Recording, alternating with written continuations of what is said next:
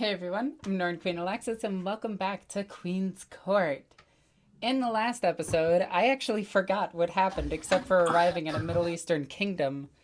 So here's Victor. Greetings, ladies and gentlemen. I'm Vicky the GM, and welcome back to the Queen's Court. When we last left our heroes, the Angel KC-8 system seemed to offer no signs of Imperial presence, but orbiting the third planet from the system's sun was an immense and foreboding star fortress, hanging like an executioner's axe in the void. Approaching the fortress, the oath unspoken was met with an automated message warning it to turn around, but Rosalina input her inquisitorial authority cipher and gained permission to board. Taking the Arvis lighter across the void of space, the Warband found themselves standing in a hangar bay and met by the serfs of the Death Watch chapter of Space Marines, who explained that this was a watch fortress under the authority of the Chamber Militant of the Order Xenos. Rosalina requested to see the astartes in charge of this facility and was brought alongside her acolytes to the observatorium to meet with Watchmaster Jakul. An immense figure, Jakul was a former tech marine of the Salamanders chapter before taking up a permanent position as Watchmaster of Watch Fortress Ascalon. He assisted the Warband with orbital augury data, helping them pinpoint a possible location of the heretic astartes. With the location of a planetary heat signature in hand, the Warband loaded the Arvis lighter with extra rations and hydration packets and descended towards the surface of Angel KC-8 Gamma. As Rosalina piloted down to the surface, she was hit by a tiny piece of orbital debris, causing one of the engines to sputter out and Rosalina to make an emergency landing. Landing in between the waves of the Dune Sea, the Warband made plans to march towards the heat signature with enough supplies to last, but decided to stay the night in the crashed Arvis. They spent the night, resting and chatting amongst each other, truths and deceit in equal measure. When morning came, they headed out across the harsh landscape, only to find the city built of sandstone, rising from the dunes. What will they find on this primitive backwater? So, you were going to approach the gates? Yes. Right. So, as you approach the gates, you see up top of the gatehouse, there are two figures who seem to be looking down and watching your every move as you approach. They do not seem overtly hostile, merely observant. Keep your guard up. Open these gates. Are you asking someone else to do it, or? Oh, I'm telling them to open the gates. They're gatekeepers. Oh, well, they are you're going to have to shout at them since they are standing, let's see, about 30 feet up above you. You there. Open these gates. What? I'm gonna look to the Warband. Does anybody have a loud howler? I do. Can you toss it to me? Actually, wait, I have my servo skulls with me. Oh yeah, you do. I'll just send Longing up there and just communicate the message. As your servo skull floats up, one of them starts waving his strange mixture of a spear and a gun at it, but Longinus is... Wait, was that his name? What? The servo skull is longer. Longer. Can you type it out so I can It's have longer. It's quite Longinus. Even Biggie's making Eva references now. It's Nah, spreading. that wasn't an Eva reference. That was an actual... the reference went further than that back. I don't know, it sounds like an Eva reference to me. Everyone knows the Bible. Oh. Longer and runner. Ah, I see. But Longer is able to dodge every poke and prod. You hear the two men, which now that you've seen them a bit closer up, you can tell that they are wearing some strange bronze face masks with slits for eyes. they start shouting something harsh and harsh and throaty back over the wall, and they and one of them leans over the wall and holds up a finger at you, towards you. Uh-oh. He seems to be motioning for a moment.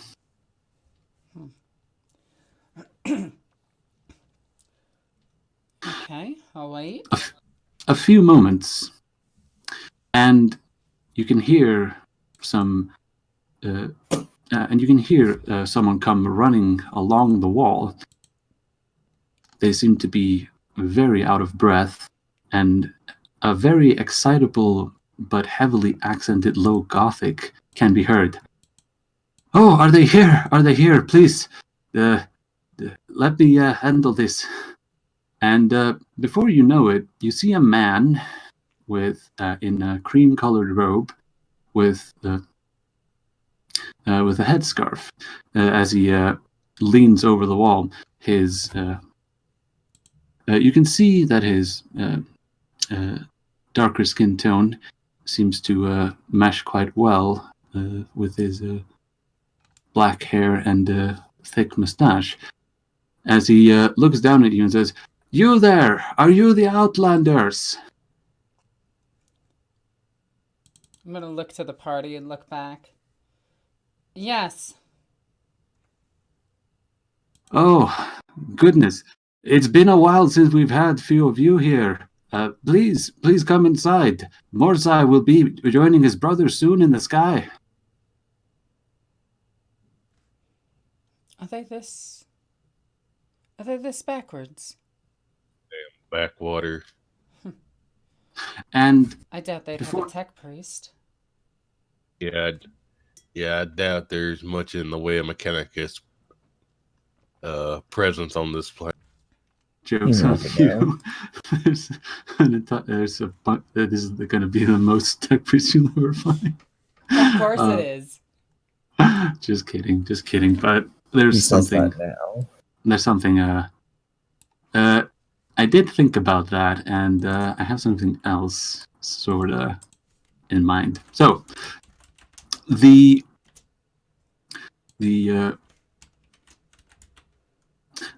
wrought iron gate is hoisted up, and before you know it, you see the panting man come running to meet you at the gate itself.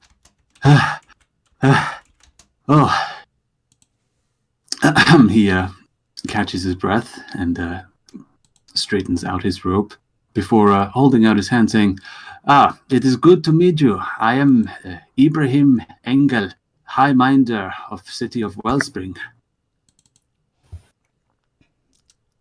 Good evening.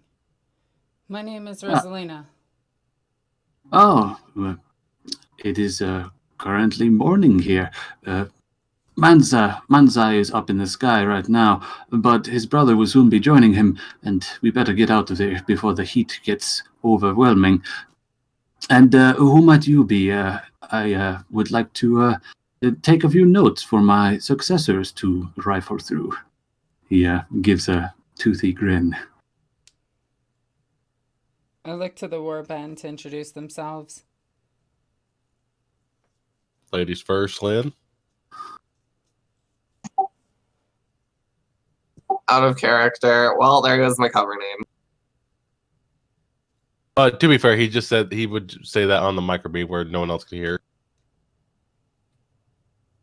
Fair enough. I'll look over and say, Eleanor Linnaeus. You see Ibrahim furiously reach into his satchel bag and pull out some paper and a piece of charcoal as he starts writing down. I'm going to continue on and say, I'm an exobotanist studying the more distant areas of the sector. Oh, fascinating. We might have some fungi you might be interested in looking at. That could be extremely interesting to catalog. You see Ibrahim beaming at being able to be of such assistance, and he furiously keeps scribbling down on his paper.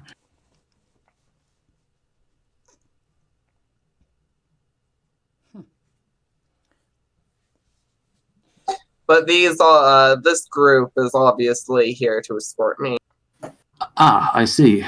And for posterity, who might you be? He gestures to the rest of the group.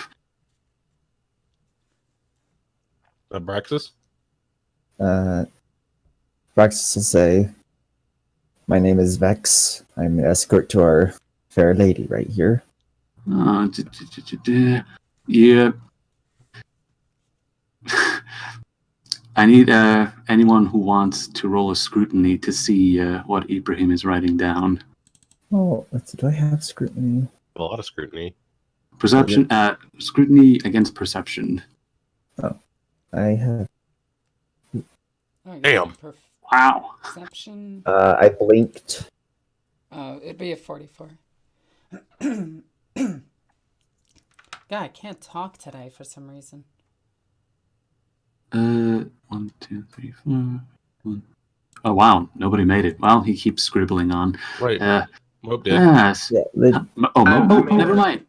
My bad. I looked at the numbers wrong. Sorry. Yes. So, as the man is furiously scribbling, he leans the paper to one side as he is holding it up against one of his books, and Lynn can see that there seems to have been some miscommunication, as Ibrahim seems to have written down sex worker next to Vex's name. Oh. Okay. He seems none too plussed about it as he looks back up. I'm not gonna say anything. I'm not even going to inform them all. I don't really care. He does look next to Werner, who looks to be as he looks at your various pieces of equipment with fascination. Yeah, and I guess because my force shield is connected to my badge, that's technically on me, so I guess I can't really cover much of it. And he says, Magistrate. Yes, Magistrate Lazarus. I'm on protection detail for these Imperial citizens. He writes this down. Oh, yes, I will have a few questions. There have been some developments, I hear, but my information would be somewhat outdated, to say the least. And before looking over to Rosalina.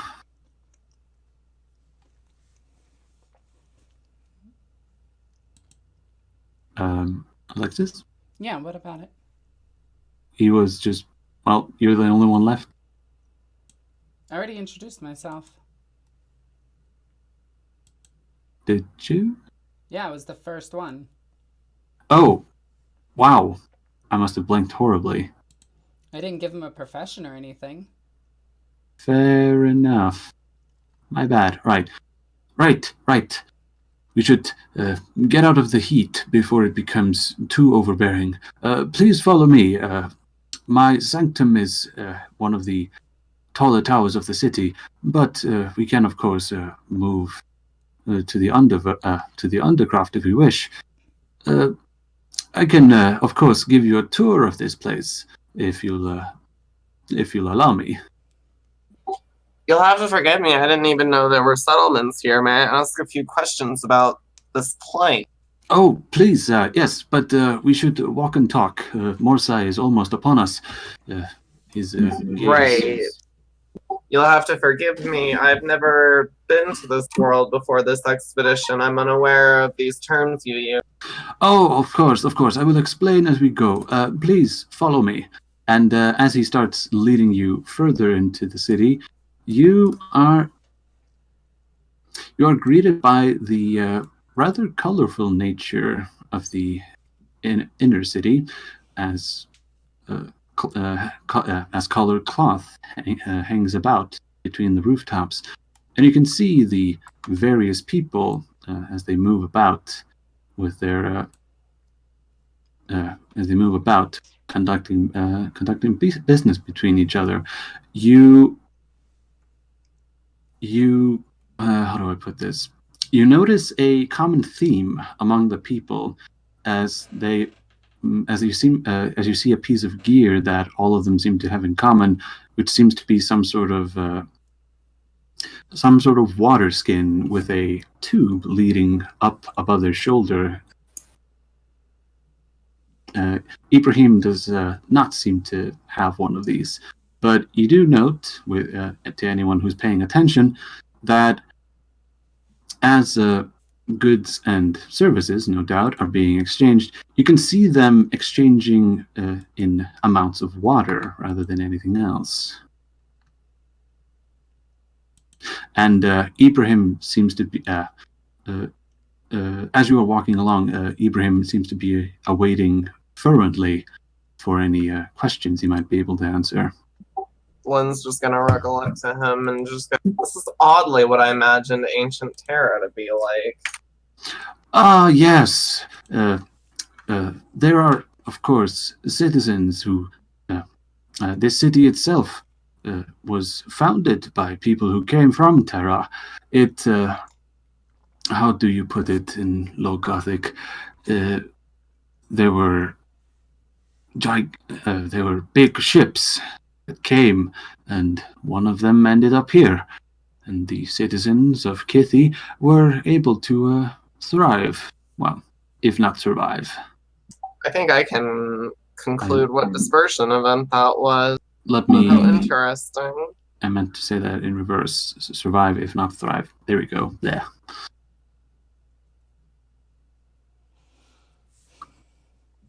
I'm going to look over at him. Oh, go ahead. On the microbeat, I'm just going to say, you think that ancient Terra looked like this? I'm going to respond on the microbeat and say, before the hives took place, the records I've seen have pointed to it being quite like that. I've been told it went through a lush period, then a bleak period, and then after the Emperor came, it became what it is now. Now, you were saying something about the terms I was using, as he shoulders his way through past a spice cart. I'm going to look back at him and say, oh, crap. Victor, what was the word he said? He said some weird word like muckluck or something. No, so far he's mentioned two strange words, and they were this and this. Yeah, I'll go ahead and say Manzai and Moors. Sorry, I don't have as good a memory as Lynn does. It's fine.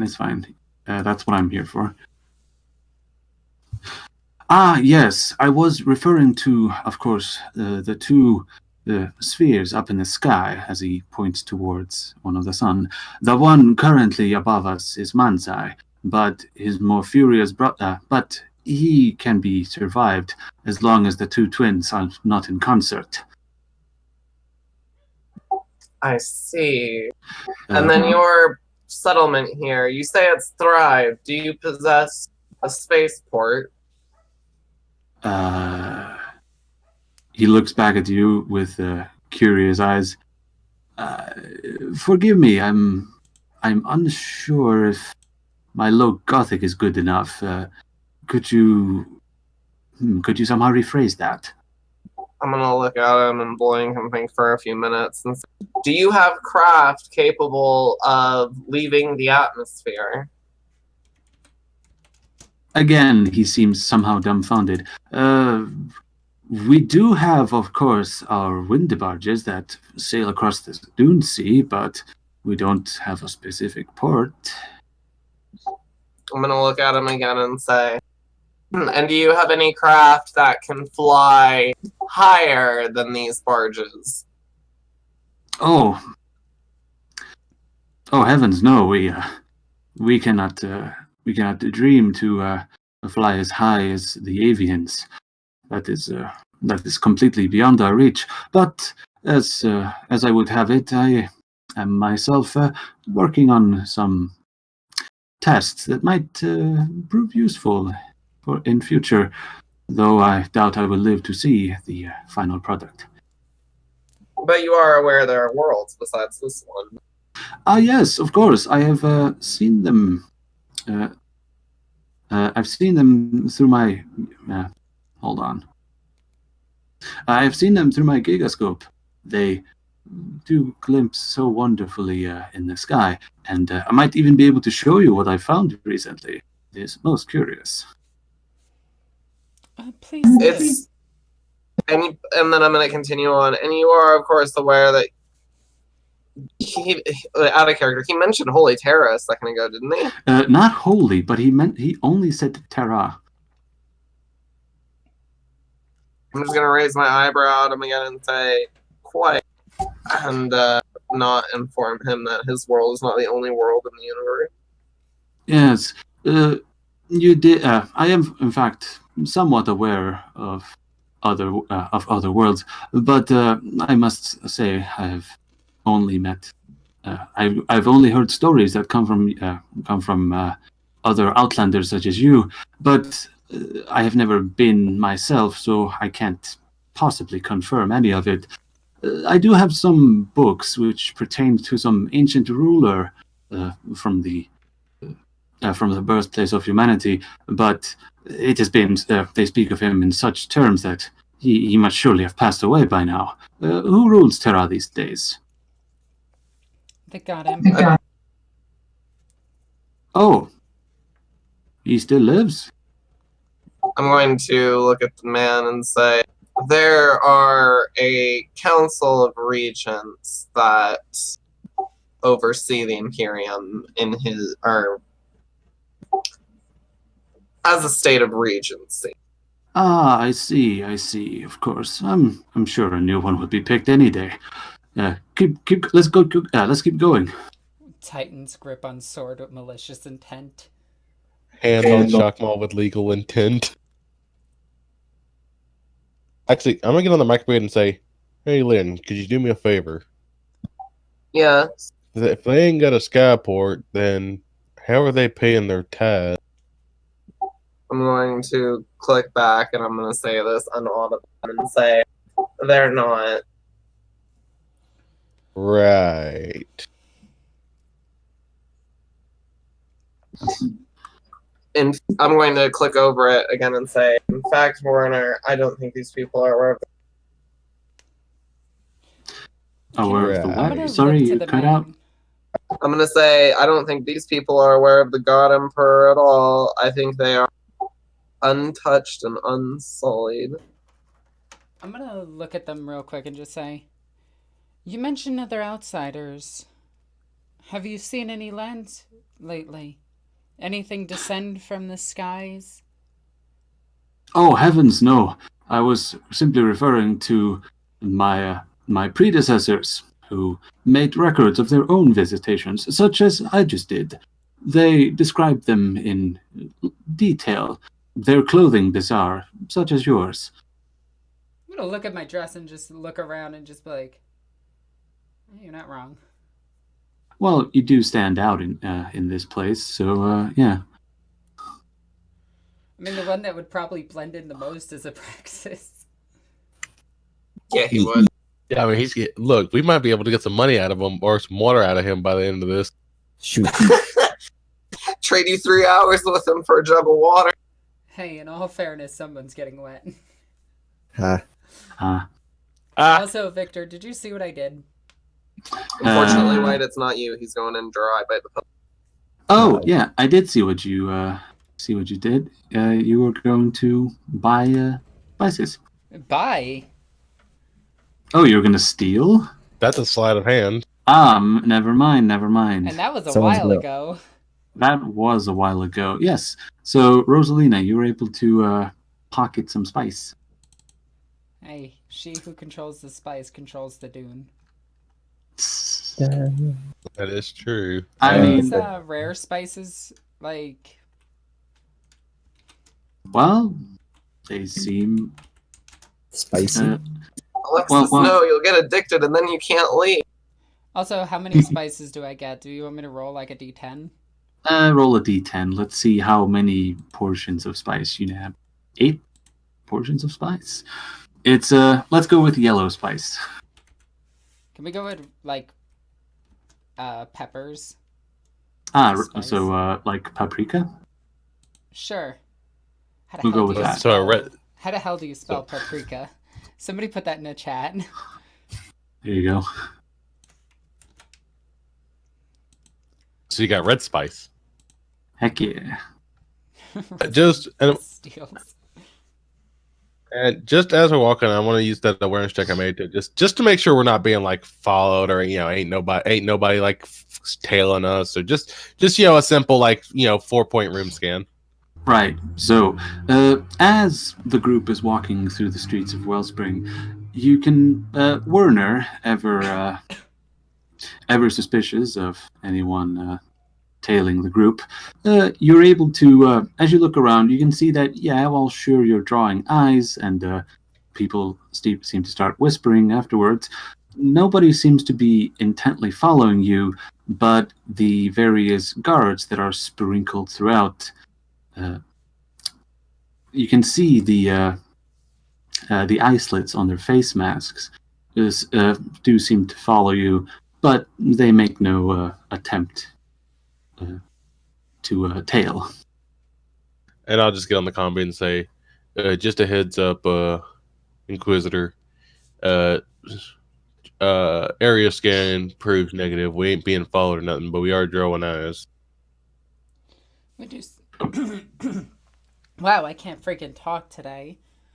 You're fine. We do seem to stand out. Perhaps a change of clothing is in order. I was considering the same thing.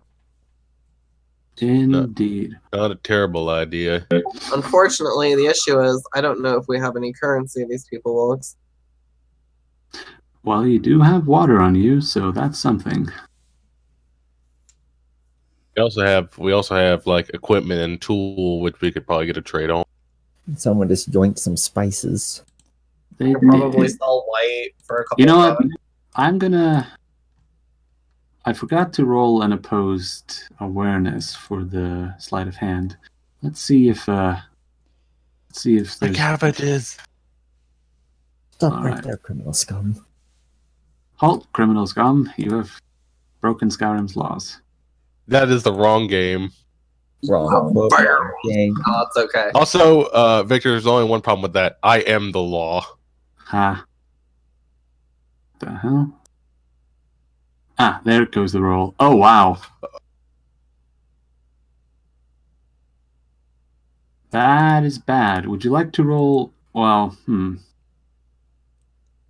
you like to roll a stealth test on that? Oh, whoops. I rolled twice accidentally. Yeah. Victor, I'm gonna call BS on this. That was Why? almost 20 minutes ago. Actually, Yeah. about 15 minutes ago. Okay. Fine. You got past the GM. You were so stealthy. You also agreed and gave me paprika. That's true. Fine. Ignore the last two rolls. Is it possible to delete rolls from... Although No, I can't. will try to roll to steal some clothing. That's gonna be a lot more difficult. So Victor, you have little faith. I'll do it in a second. I'll do it once we have like an actual chance to do so. Right. Oh wait, Right. how hot is it out here? Like, what are we talking? Like, are we talking? It's getting up there in the 70s. It is still early morning. Oh wow, that that's ain't- really nice. Yeah, I'm Well, about to say that's an average day. Yeah, well, I say like getting up there, it still hasn't reached noon, and the second sun hasn't shown up yet. Like the heat is like sure it's fine right now, but it is getting hotter by the minute, No, that's and what I'm asking. there's also no what's it called? No humidity to make it unbearable. When you're standing in the shadow of the buildings in between Wellspring, it's actually quite nice. What are we looking at in terms of population? Are we talking like this? I'm guessing we're in a kind of a bazaar. Yeah, you're currently walking. Well, you did walk through one of those, and there seems to be good chunk of people. With the awareness test that you rolled earlier, you've spied about 50 people so far. It's hard to tell how many Big, more there are. Yeah, but definitely not big enough to blend into. Yes and no. You if you were to adapt some local clothing, no one would spare you an eye. Well, I guess then question is like, what's the I'm guessing just by the place we're dealing with a lot of fair I wouldn't say non-fair, but a lot of darker skin tones. So that is something we'd Yes, it is. Entirely darker skin tones, ranging from pitch black to very lighter shade, to a very much lighter shade. all right. I'm just trying to get an idea of what we need to do to hide. All right, carry on. So, yes, Ibrahim is just blathering his mouth off as you keep walking through. Before you finally reach the base of some towering structure, and he heads inside. And you see him start walking up a circular staircase. Oh, did I adequately answer the question about the suns? Yes, I think I did. Did anyone? Yeah. Anyone want to ask him a question on the way up? Oh yeah. How long has this? Wait, he already answered that. It's probably been around for about 7,000 or 8,000 years. It's been some time. Yes.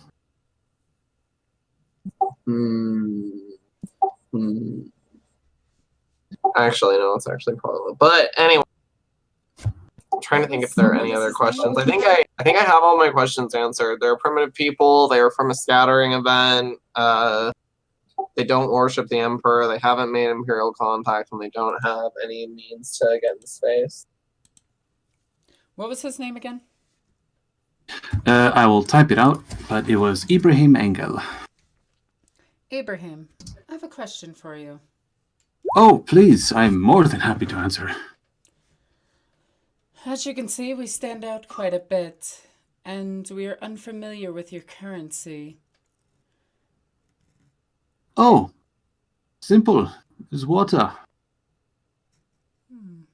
I should perhaps explain the right of water. Did the guards ask you before you came in? No. Right. So, I will ask you the two questions that are usually reserved for anyone who enters Wellspring. So, will you accept the right of water? Which includes, which in practicality means that any man is only allowed to carry as much water as he alone is able to physically bear. Well, luckily, these two are women, so. Yes, that is fine by us. Excellent. That is the first one. The second question, are you whole of body and mind? Yes, of course. Excellent. Then you are more than welcome inside of Wellspring. I do have a question. You said you have crafts capable of going over the desert. Yes, we do. Our wind barges. What is the... Do you have one that can go to these coordinates? And I'll give him the coordinates of where the blast was. He just blinks at you. Do you have one that can make a very long trip? Yes, of course. They can sail across the dunes with matters of ease, though it will take some proficiency in the matters of sailing. Do you have people capable of doing those types of things? Yes, we do. I can recommend some people, if you will. And how much would I have to give up to get one of these things? If you'd be willing to answer some questions and maybe leave an artifact with me, then yes, I would be more than happy to sponsor a journey for you. That seems accommodating. Excellent, excellent. And as he is, and as he says so, he reaches the top of the staircase, and you enter into what appears to be a very messy and chaotic, with a lower ck, with a lowercase c, I should say, study and laboratory. There are books scattered all out and scattered all over, with various pieces of measuring equipment and other such esoterica scattered about. Now, where did I put the... As he is... Ibrahim is muttering to himself as he seems to be searching through his stacks of books. Ah, here we are. As he opens it up and presses the paper that he was writing in between the pages. There we go. I will dictate that down later.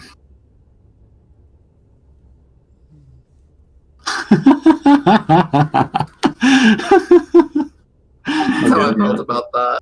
That was funny, Mope. God damn it. Ma'am, I sell camels. Alright, stop before we get into the bad territory. Oh, it's fine. It's fine. So, yes. You see that Ibrahim seems to be unable to decide what he wants to show you first, as he is twitching about back and forth between various bits of esoterica before finally deciding. Actually, I'm gonna change the picture, because you currently can't see out through the small windows on his tower the desert landscape that is outside Wellspring. Ah, yes. No, curses. I was going to show you through my gigascope, but unfortunately, when the brothers are in the sky, I can't get a good enough view. You will join me back here once the brothers settle down. Yes. Yes, of course. Can you make accommodations for our trip, though? Ah, yes, of course. He moves about. He moves about and picks up another piece of paper and scrawls something down on it. It appears to be in a. It does not appear to be in Low Gothic, as he puts it into a brass tube and leans out one of the windows, saying, "Amik, catch!" And he drops the brass tube down the tower. Did she catch it? I believe she did. There we go. And I'm just gonna look dumbfounded at him for this, like, really? What? Very well. Your customs are strange to us. I have no doubt they are, as strange as you look to me, but that is not the point. You require an artifact in exchange, correct? Yes, I also wanted to ask some questions. You can decide amongst yourselves what you wish to leave behind. Give these guys some friggin' combat drugs. I guess once we're just gonna say it. These folks ain't quite right.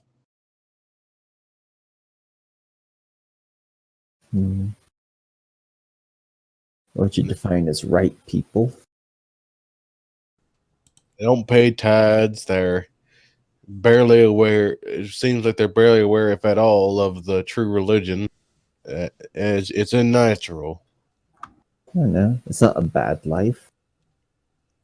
Simplistic. Yet devoid of purpose. They just have yet to contact the Emperor. Inquisitor, if I may, it may do us some favor to. Sorry, coughing. May do us favor to inform the Adeptus Administratum about this planet once we make way of it. Of course. I was thinking the same thing. When it comes to that, I will remind you that Watchmaster Jakul did tell you explicitly last time that the Angel KC-8 system has been put off limits for the other Imperial departments, shall we say, since every rogue trader that's come here has been sent away. On that same regard, if our quarry does indeed lurk in these dunes, a much darker corruption may have set in. Yes. Yes, Like it you said, has. they're simple and unaware, thus they are vulnerable. Yes, the Abraxas does make a point in this, in the sense that, well, if any of these people are half as curious as Ibrahim seems to be, then yeah, that is quite the danger. I wish not to point out the incompetence of a watch fortress. We've only recently made peace with the Orozinos. I'll inform Farnoth about this. Mm-hmm. Good. Better to inform far enough than that delightful fellow in the coffin. Ha. Yes, you see Ibrahim as he comes back from an adjacent room in the tower, and he seems to be holding multiple articles of clothing. This was the only thing I was able to find. I do have some of these just lying around, in case. And he puts them on a seat back. You can look through those. I'm not using most of those anymore. I'm just going to look down at the pile of clothing and just look back at him and just say, I assume you had a wife or a daughter? Perhaps a lover at some point?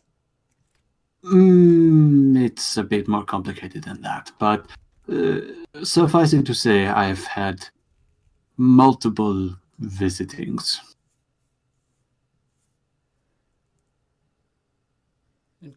Oh, what are they called? Jolly girls? Joy girls, you mean? Joy girls. Well, he probably would.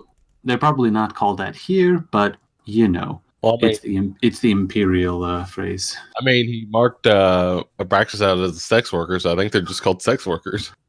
Probably. Well, that's the thing. He seems to be writing those things down in Low Gothic, which his grasp of the language seems tenuous at best. Seems a bit archaic. This place sucks. Alright, seriously, what are we giving this guy? I got some smokes. I got some stem. I have a glow stick. I have a fist. I was Wait. thinking monoculars. Magnoculars? Yeah. Yeah? Some manacles. I'm sure he'd find use for them. Well, those are probably not very... Well, they're probably not that alien to him. I mean, look, what he does with his joy girls is none of my business. Well, Should we offer to sign his forehead? What? Don't I don't get it. Yeah. worry about I it. got the magnoculars. And you're gonna hand those over? Yeah. As he takes the magnoculars and says, "Oh, these by the heavens, what is the Where did you get the lenses for these? I had to have mine custom made by the glassblowers. This one look quite advanced. These magnoculars came from Explorator Tarvok. He is quite the astute designer when it comes to exotic and powerful technologies. The binoculars have multiple settings. You can even trace heat signatures with them if you need to. They have multiple viewports and different distances at which they can focus at. You simply adjust it here and here. As soon as you show him where to adjust the binoculars, he seems to he moves straight to one of his windows and starts looking through them and experimenting with the gear. Fascinating. I wonder if I can look if I can inspect the stars with this. And, they probably don't amplify that far, but anything within 2 miles of anything from the horizon to here, you'll be able to witness.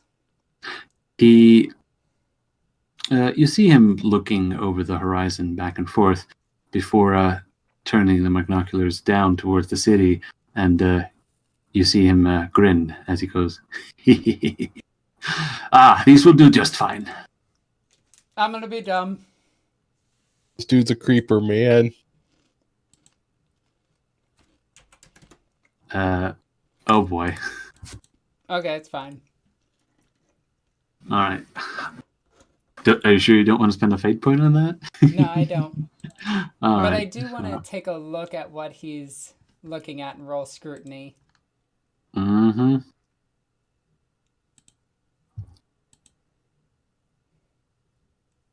Damn. Unfortunately, the binoculars do not reflect that quite so well, and he looks up before taking the binoculars away from his eyes. Yes, this will do perfectly. Now, about those questions, and he rushes over to grab fresh writing implements and a new piece of paper. And he sits down into one of it, actually, yeah, let's just say he sits down on a gigantic pillow, and he offers the rest of you to take seats if you want. Yeah. I will. I'm gonna stand guard. Now, there are some questions that I have that have to do with random thoughts that have been bothering me these past few days. Is the... hold on.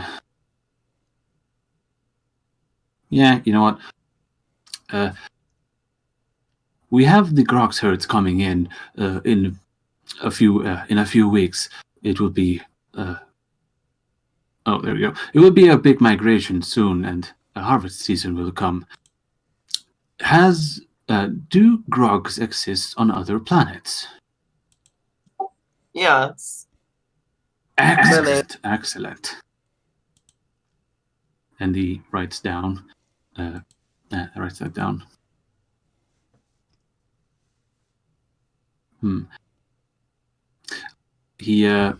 You see him tapping his chin, stroking his goatee, as he says, "There was.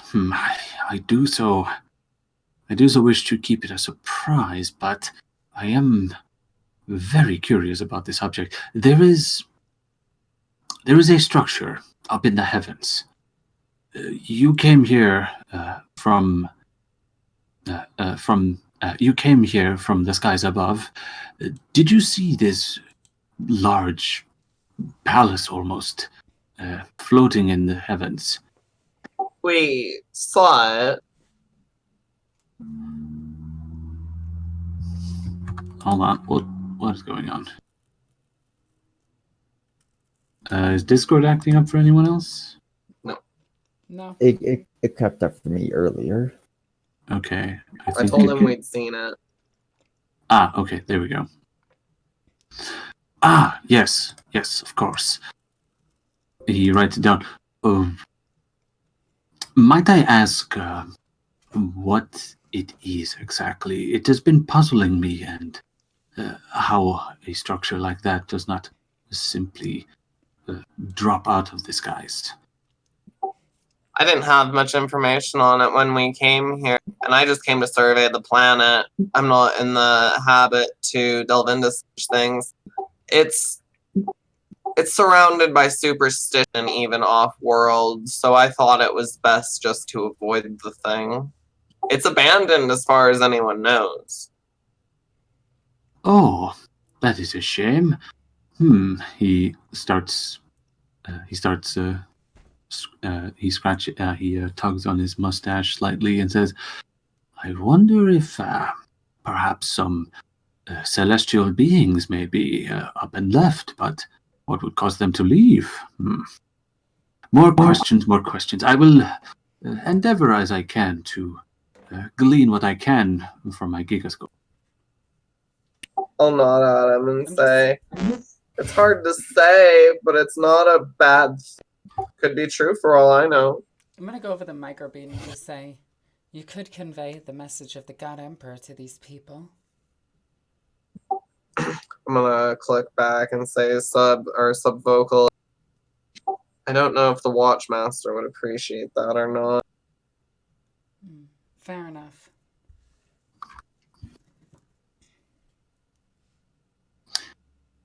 Not that we don't have the authority to, but it's best to be respectful to his backyard. He carries on for anyone who's paying attention to the chrono for about half an hour, asking rather inane and perhaps mundane questions to you. Some of them don't even make any sense, but you answer as best you can. And I think you picked up the line on how much truth I'm willing to tell. Yes, it's mostly what you're telling him sort of what he wants to hear, kind of. Mostly, and if I can, I tell him the truth when I can. I tell him what he wants to hear if it's something that'll devastate his world, and then I lie to him if it's something that would compromise my position. Indeed. Did we ever get like what his authority, like his position here is? Is he like the governor, the mayor, just some dude? You can ask him that. He has explained he has mentioned his title more than once. It's gonna be like, I sell camels, sir. And I guess during this line of questions, I'm just gonna be sitting there like taking a smoke break and I say, "Hey, so what is it you do here anyway?" Besides ask a bunch of questions. Oh, right, of course. What am I even doing? I should be answering some of your questions as well. I am the High Minder of Wellspring. It is a rather ceremonial title. It merely conveys a amount of prestige, as the city operates on the two separate halves, the mind and the body. It occurs to me now that my title does not quite translate well, and might sound rather humorous. Warner just has like his stern, like unflinching, like grimace, and just says, "So who's the highest authority in this town anyway?" Ah, that is not quite so easy to explain.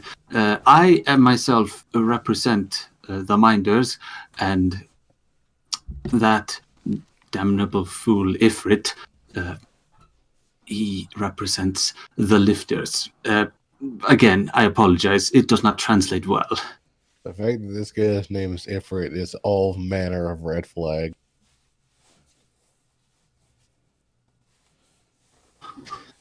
And that's just something that's out of character. Where he says, "Really?" And I'm guessing you two don't get along well. It's not so much as getting along as that we, to uphold the philosophy that governs the city, we must focus on working together, even though there are, of course, always issues that need to be resolved, and they are resolved at the council meetings. Right. When an issue that is difficult to resolve comes up, a council meeting is called, and if through enough deliberation and possible coercion, persuasion sometimes, it is decided which course of action should be best in order to maintain what fragile balance we do have.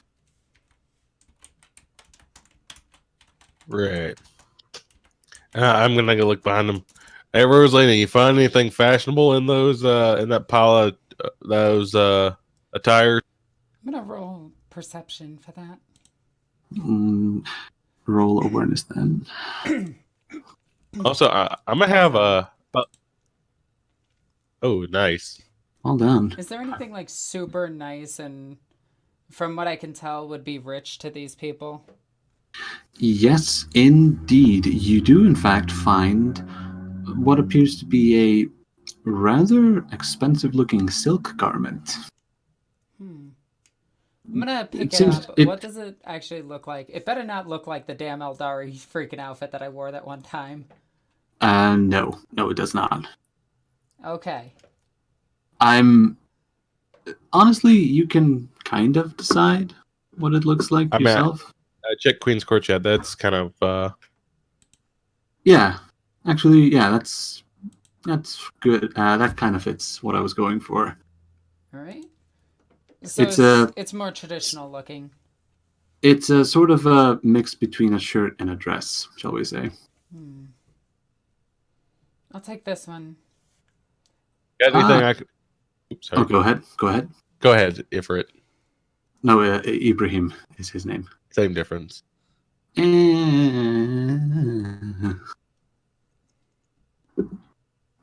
Wait, I'm Right, gonna right, toss one over to Abraxas.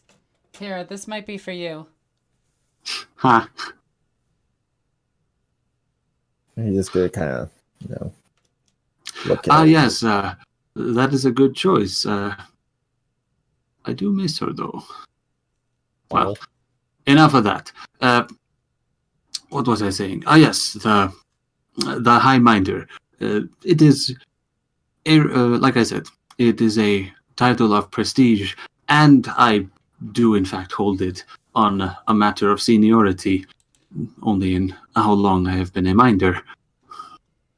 And at this point, I'll look to Lynn and say, it kind of reminds me of us. You're the minder, and I guess that'd make me the lifter. I suppose that's true. It's a smart idea, I reckon. With your brains and my brawn, I mean, I think that's a good way to run things. How long until sunset?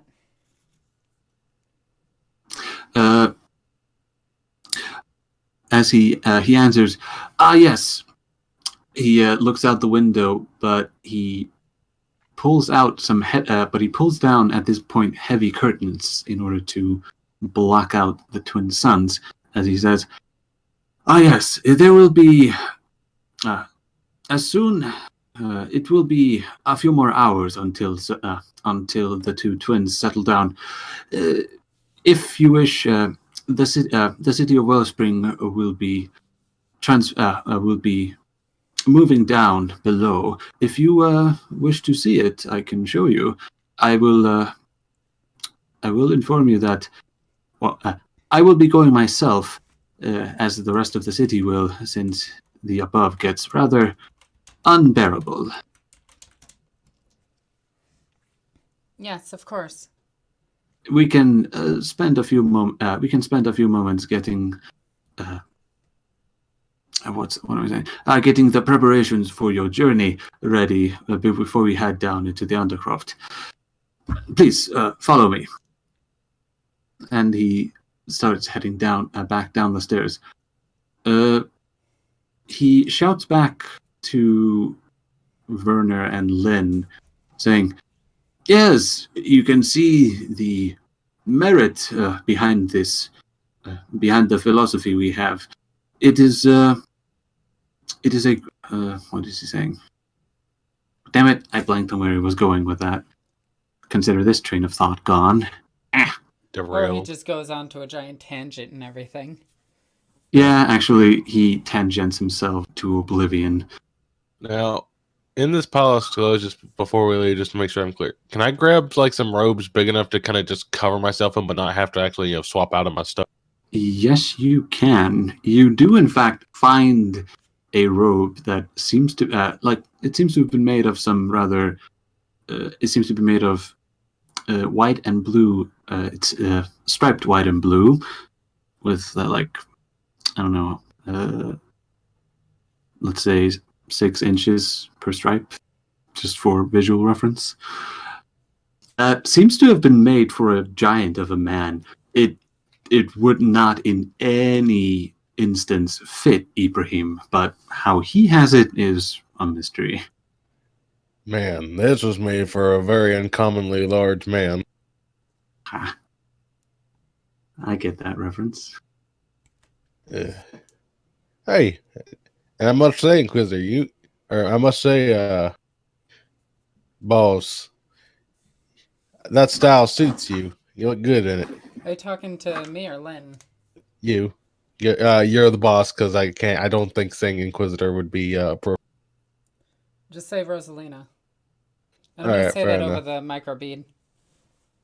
Fair Lynn enough. is And they'll say, currently... And I'm saying this extremely quiet, obviously.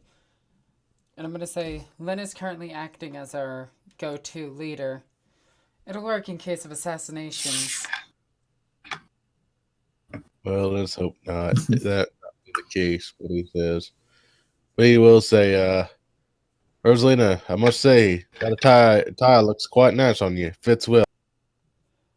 I assume so. It's not my typical style. It's far too colorful. Yeah, I heard from the reports of your attire in your last excursion. I had that redacted.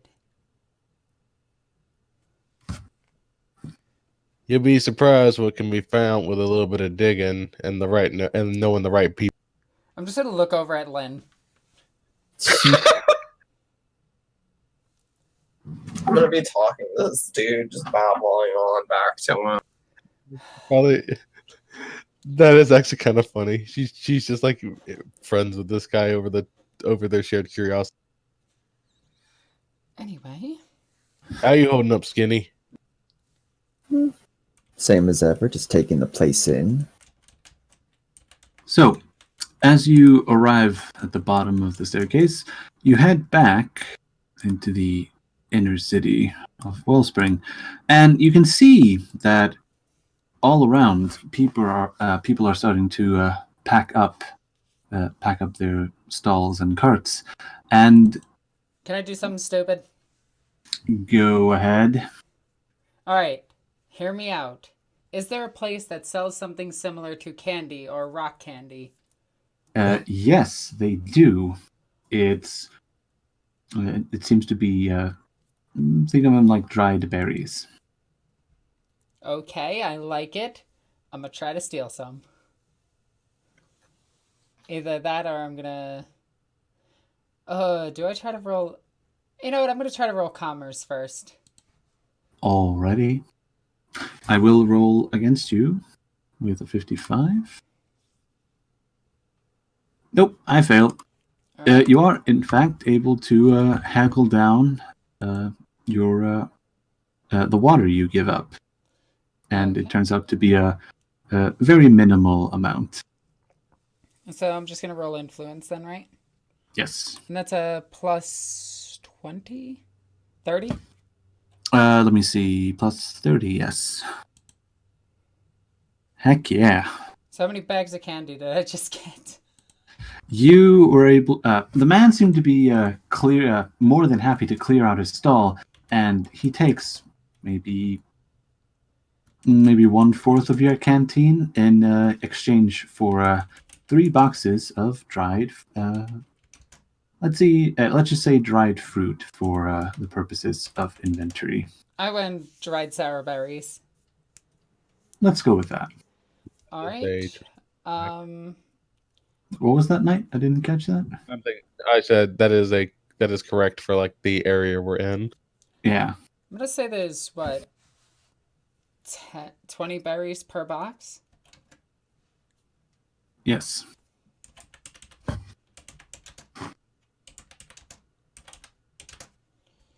We're just realized he's out of seeds. Oh no, he needs to get some back. Actually, does he voice that? He looking as he looks at Rosalina getting her snacks. He will open up his burlap out and he says, "Oh, damn it all!" I got an idea. Is there a problem? You hear Ibrahim shouting to the back of the group. No. Your protector seemed to be complaining about something. I'm just out of travel snacks is all. What is your preferred poison? Flax seeds if you got them. The name does not ring a bell, but I'm sure another person might be able to help you. Please come with me. I have a site I would like to share with you before we descend further down. And he leads you further into the city before you reach what appears to be a rather large structure, which covers a lot more square footage than the rest of the smaller buildings around it. And he heads inside and bids you to follow. As soon as you enter, you can see that inside there is a vertical greenhouse. And Ibrahim holds up his hand to let you bear witness to the rather nice-looking piece of engineering. As you can see the vertical gardens moving up and down with little spouts of water flowing over them. I want to go for the word drizzling, but I don't think that's quite the right word. Misting, thank you. There we go. You can see like tiny spouts of water mist going over the plants as the glass roof above lets the sunlight in. Now, I hope you get to enjoy the much cooler air inside, as he seems to be enjoying the misting water droplets on his person. There is, I know some of the people here, and I have, indeed, we sketched out the plans to build the gardens. If you wish to stay, I can show you the operation that lets them keep going for the rest of the day. And he shouts up, Akim! Akim! Are you there? No. What? Hakeem? Oh no. No, Akim. Okay. There's no H. There's no H at the front. It's just Okay. Akim. Okay, fair enough. I was about to have a panic attack. You hear someone else shouting something back in the coarse language of these people, and Ibrahim shouts back something similar, and before you know it, you see the glass roof above starting to be overlaid with darker glass, which limits the sun going in. As you can see, we ran into some problems when the brothers were hanging high in the sky. They would usually torch the plants before we could get anything to grow. But with this little ingenious contraption, we were able to contain their wrath. Lynn, are you getting any of this? I think what we have is a depository of probably the most biodiversity on this hemisphere, if not the planet. Are there other structures like this anywhere else? I have heard rumors that some other travelers across Kith have tried to copy our ideas, but no one to such a grand scale.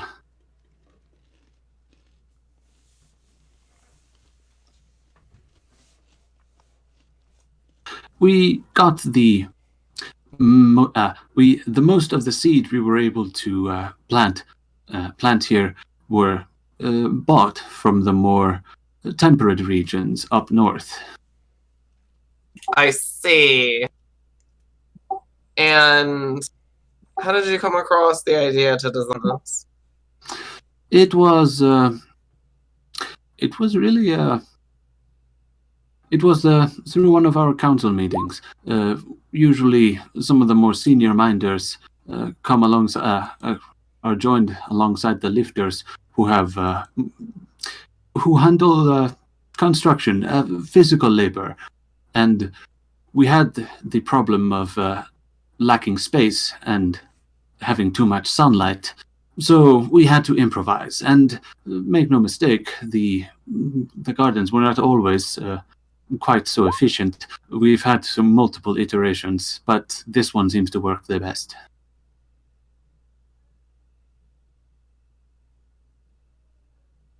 I see.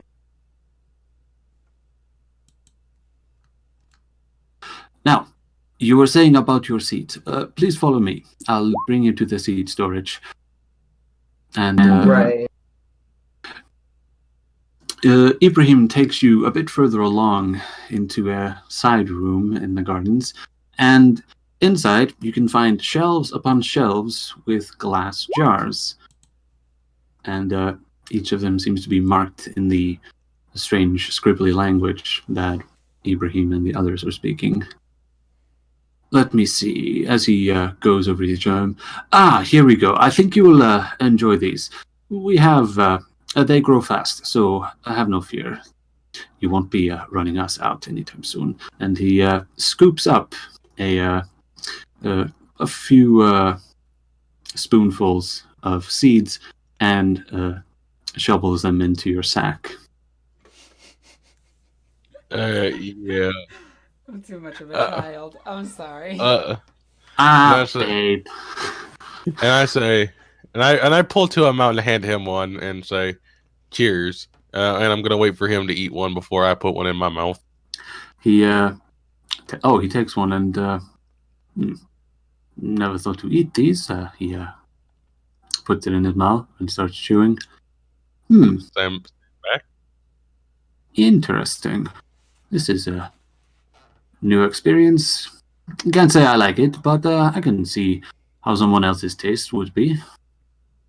All right. Well, he ain't dropped dead, so I'm gonna pop one in my mouth.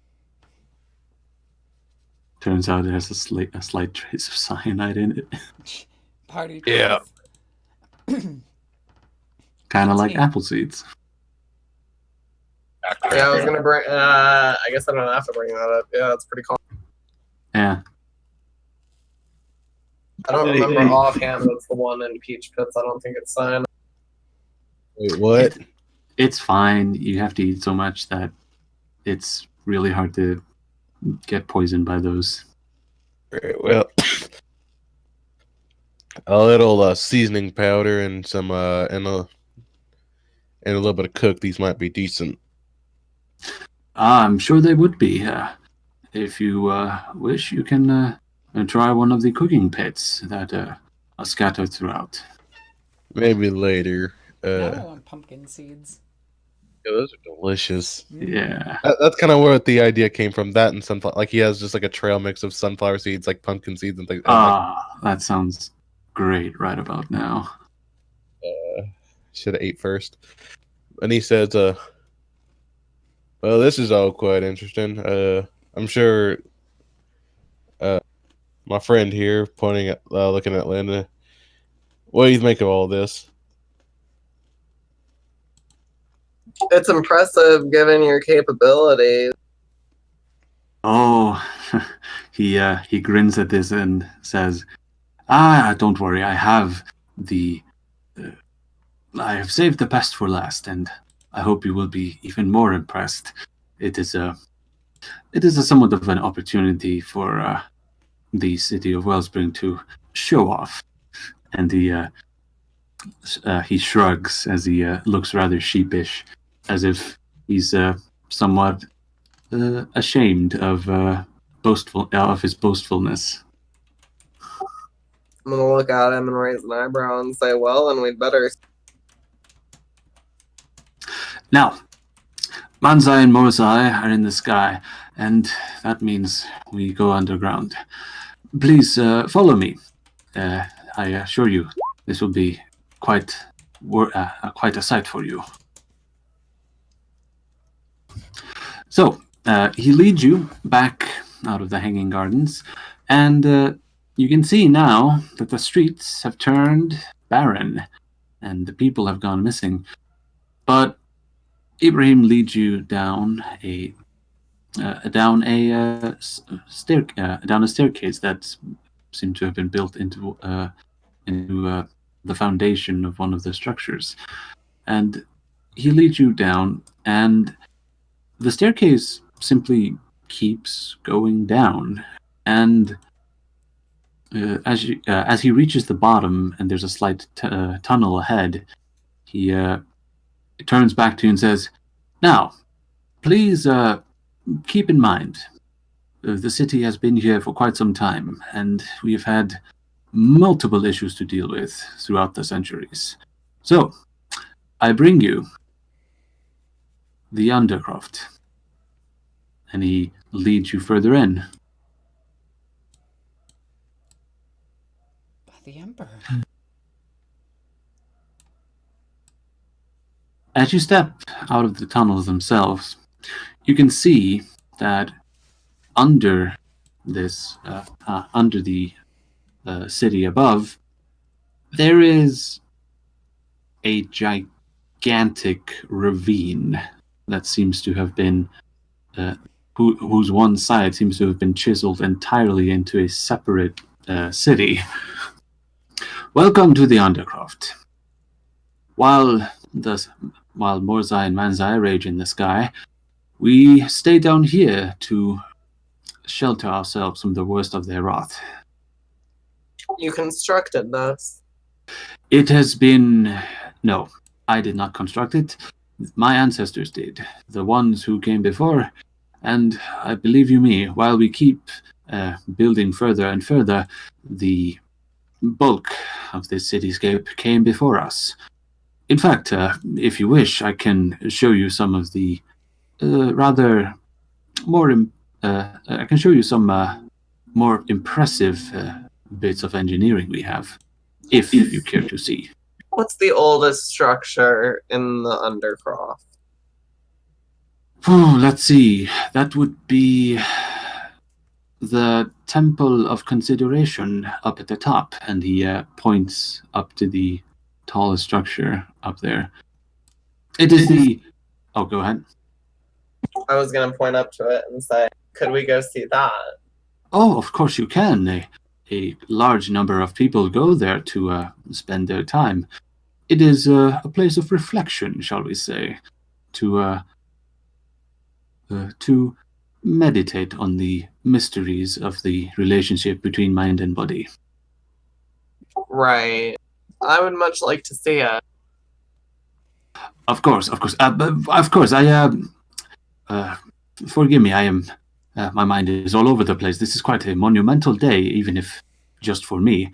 The others might not care too much. So, do you want to see...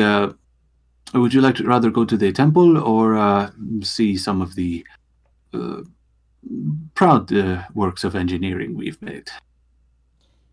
We don't have too much time. We have to get moving as soon as possible. I'm saying this on the closed comms. Right, but as long as the suns are out, we ain't going much anywhere. Might as well. That is true enough. I think we should check the temple first and then go to the engineering marvels.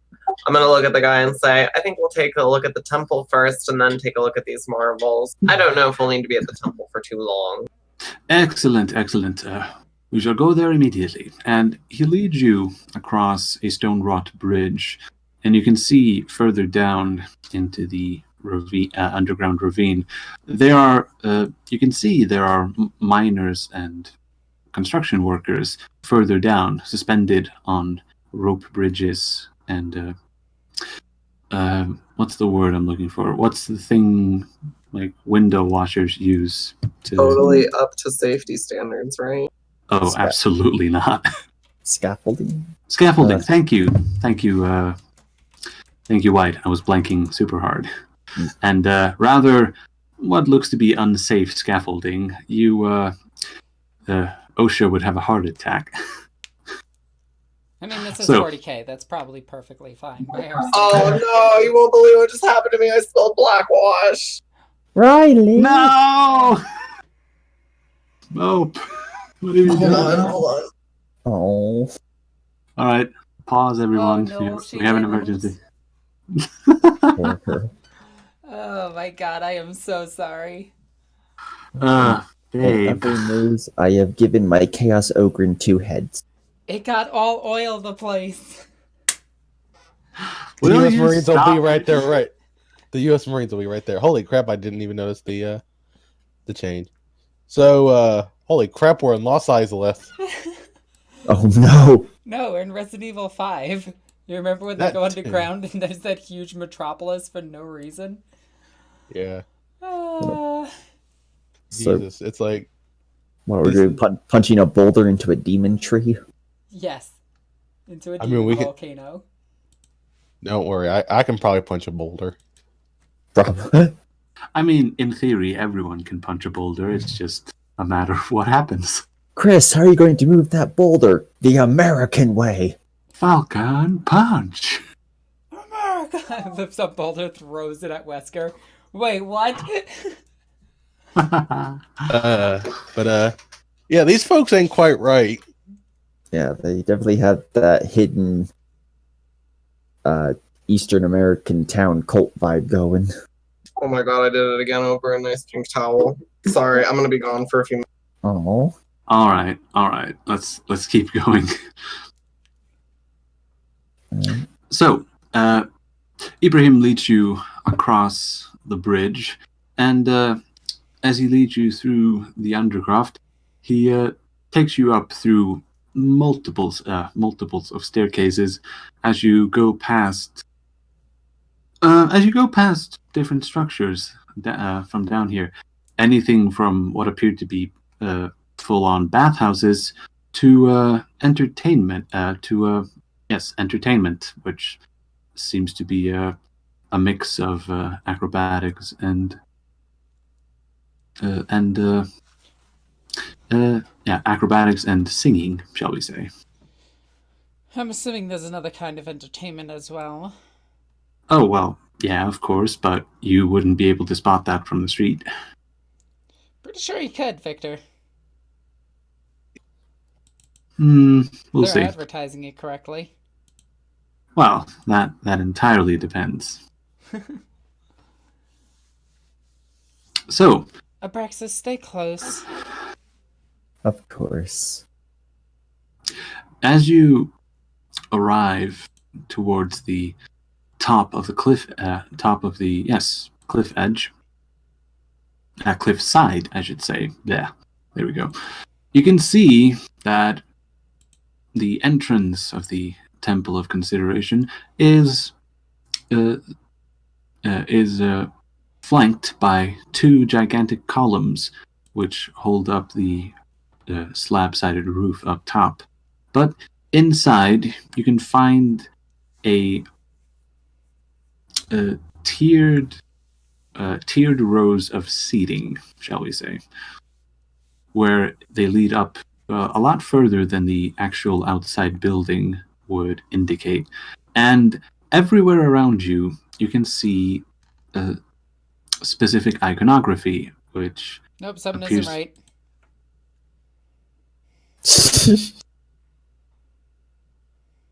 Uh, I'm a fate You- point it. all right. Hold on a second. Something So. isn't right here. So, there is. You do feel something. However, in the sense that it is psychic, it is psychic only if you think about the fact that all of humanity is psychic. But there is something about this structure which seems to, well, it's either the activity or the structure itself which seems to be amplifying that somehow. You see people all around, either sitting on carpets or pillows in meditative repose, as they, well, with their eyes closed and steady breathing.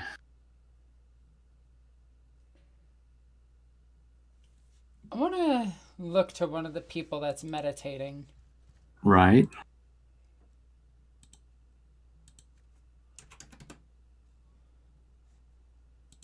Alrighty. What are they praying to? As you skim the surface thoughts. Oh, I put 4 into that, by the way. Oh, you put 4 into that. Well, let's start with the surface thoughts and see how where it goes from there. So, as you plunder that individual's mind, it seems to be an older gentleman with a rather well-trimmed white beard, and you notice that his thoughts are much more much quieter and ordered than that of a say imperial citizen, any random imperial citizen that you might listen into. You see that he has, well, much like everyone else, he has his concerns and random thoughts that arise, but he does not appear to attach any emotion to the thoughts as they arise inside his mind and then fade back away. His attention seems entirely focused on, well, paying attention to his thoughts. Anything deeper than that? Honestly, as you push further, as you push much deeper in, there seems to be the contemplation. He seems to be in a very contemplative state of the with certain with a certain idea. He seems to be focusing on the iconography that is sat opposite to him, which seems to show the outline of a human body with the sun where the stomach is and twin moons where the head is. Blasphemy. Can I, from this guy's mind, try to dig what his religion's beliefs are? Sure. They don't worship the Emperor. That's heresy. True. Load shotgun with religious intent. Ha. Well, the core tenet of the of whatever this religion seems to be is to have the mind and the body in work together and in perfect harmony. It's rather simple. Go ahead. I'm sorry, I didn't mean to interrupt. It's the idea that if one if one part overtakes the other, that leads to ruin. Duality. Pretty much. If you wanted to completely boil their beliefs down. Hmm. I'm gonna break out of his mind for a second. And I'm gonna look towards the... Because those are hexagrammal wards, right? No, they're not. Not from what you can tell. I'm gonna roll awareness on them.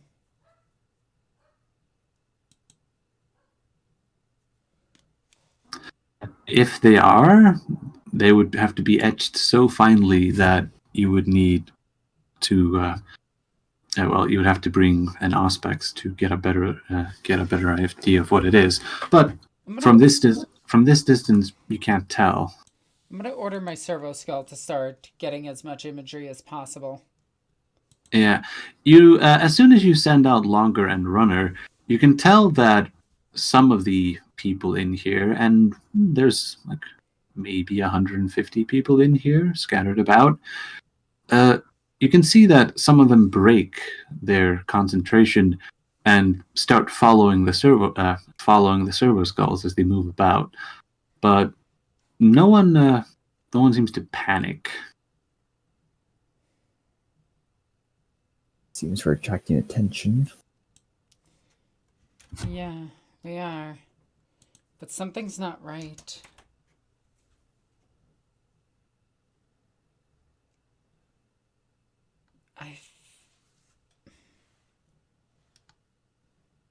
So, while all of this has been happening, Ibrahim has lowered his voice and is busy explaining some esoteric branch of their faith as he goes on and off about the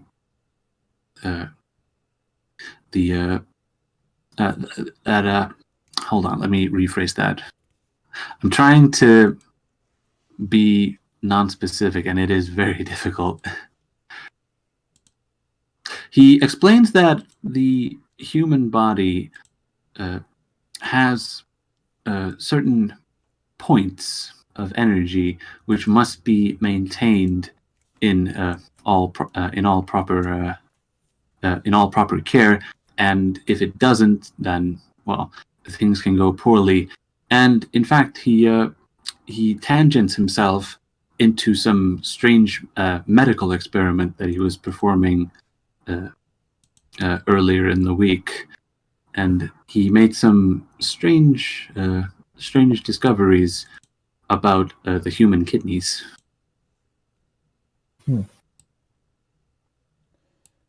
Lynn is not surprised by Lynn is not surprised by any of this, and in fact, it pops up into your mind what exactly he's getting wrong. But whether you inform him or not is totally up to you. You were saying, Alexis? Oh no, that was pretty much it. I assume he's interpreting the endocrine system through some sort of mystical way, similar to chakra.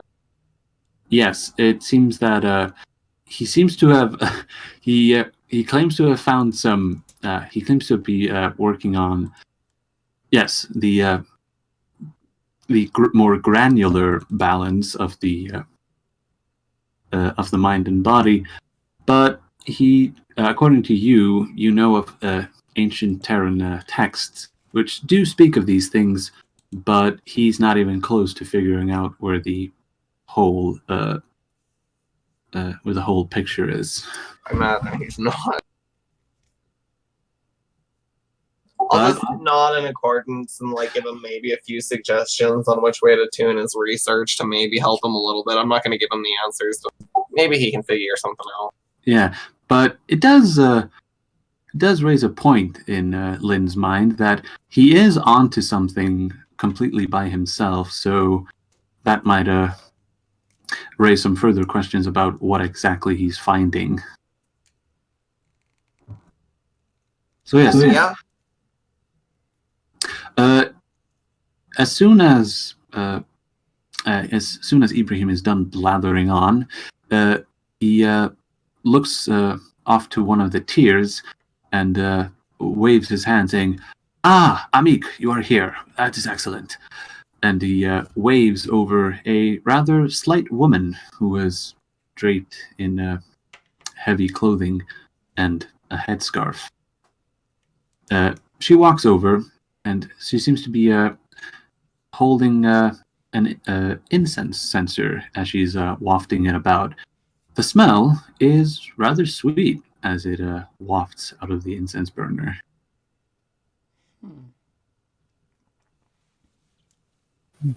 And wait, Ah. so, Oh, go ahead. so they're smoking up an already enclosed area. Well, I yes. mean, that's not something the Imperium doesn't do. Yeah, I mean, cathedrals in 40K are rather big, but they do incense the place up. Right. I'm just gonna put my rebreather on just in case. Fair enough. Because I don't trust this world is a bunch of backward savages. When Abraxas sees Werner do that, he's gonna slip his rebreather on too. Ah. So. Nope, doing dumb stuff. Oh boy. Yeah, he's being dumb. This girl's history, I want to know it. All right. You dig deep into her memories, and you're able to find that her name is Amik Fusk. And let me just type that out into Roll20 chat if anyone cares to write it down. And you're able to, while you're not able to pick out the, say, like, her whole life's history in her words, she does have some. Her idea of what she is a windrider who works closely with Ibrahim to go out across the Dune Seas to explore some of the ruins across the planet and bring him back interesting stuff in return for, well, water. Honestly, can I get imagery of some of the stuff that she's brought back?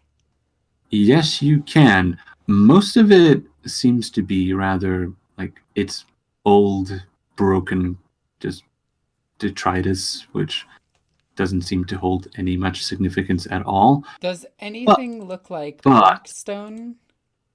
Or have insignias that we may have seen before that... So, yes, there is one thing that does catch your attention, and that is a rather disturbing something that disturbs you, but not her, and that is a completely which is a perfect sphere made from some black material.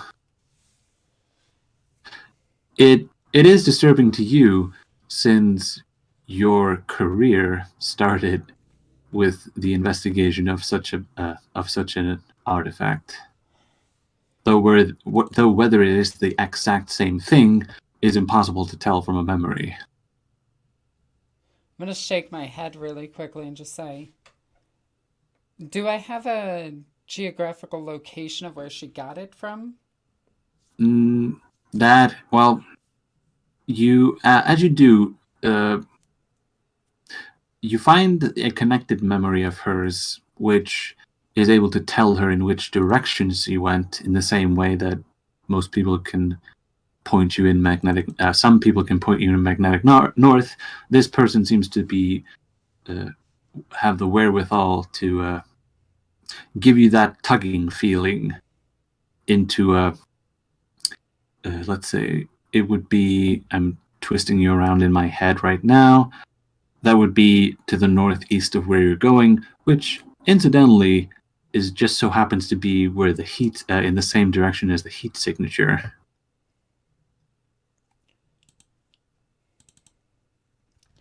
I am going to look back to the party, look at her, and just say, when can we set out?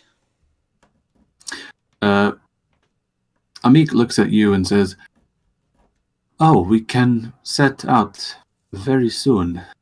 I hope everything has been made ready with Engel." And she looks back to Ibrahim, who replies to you and says, yes. She will be your guide across the Dune Sea.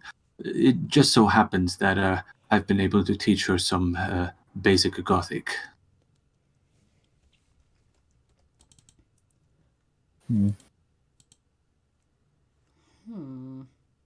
Alrighty. She will set out with you once Manzai has sat down and only Morzai remains. It should be you should be able to travel fast enough during the night. Good.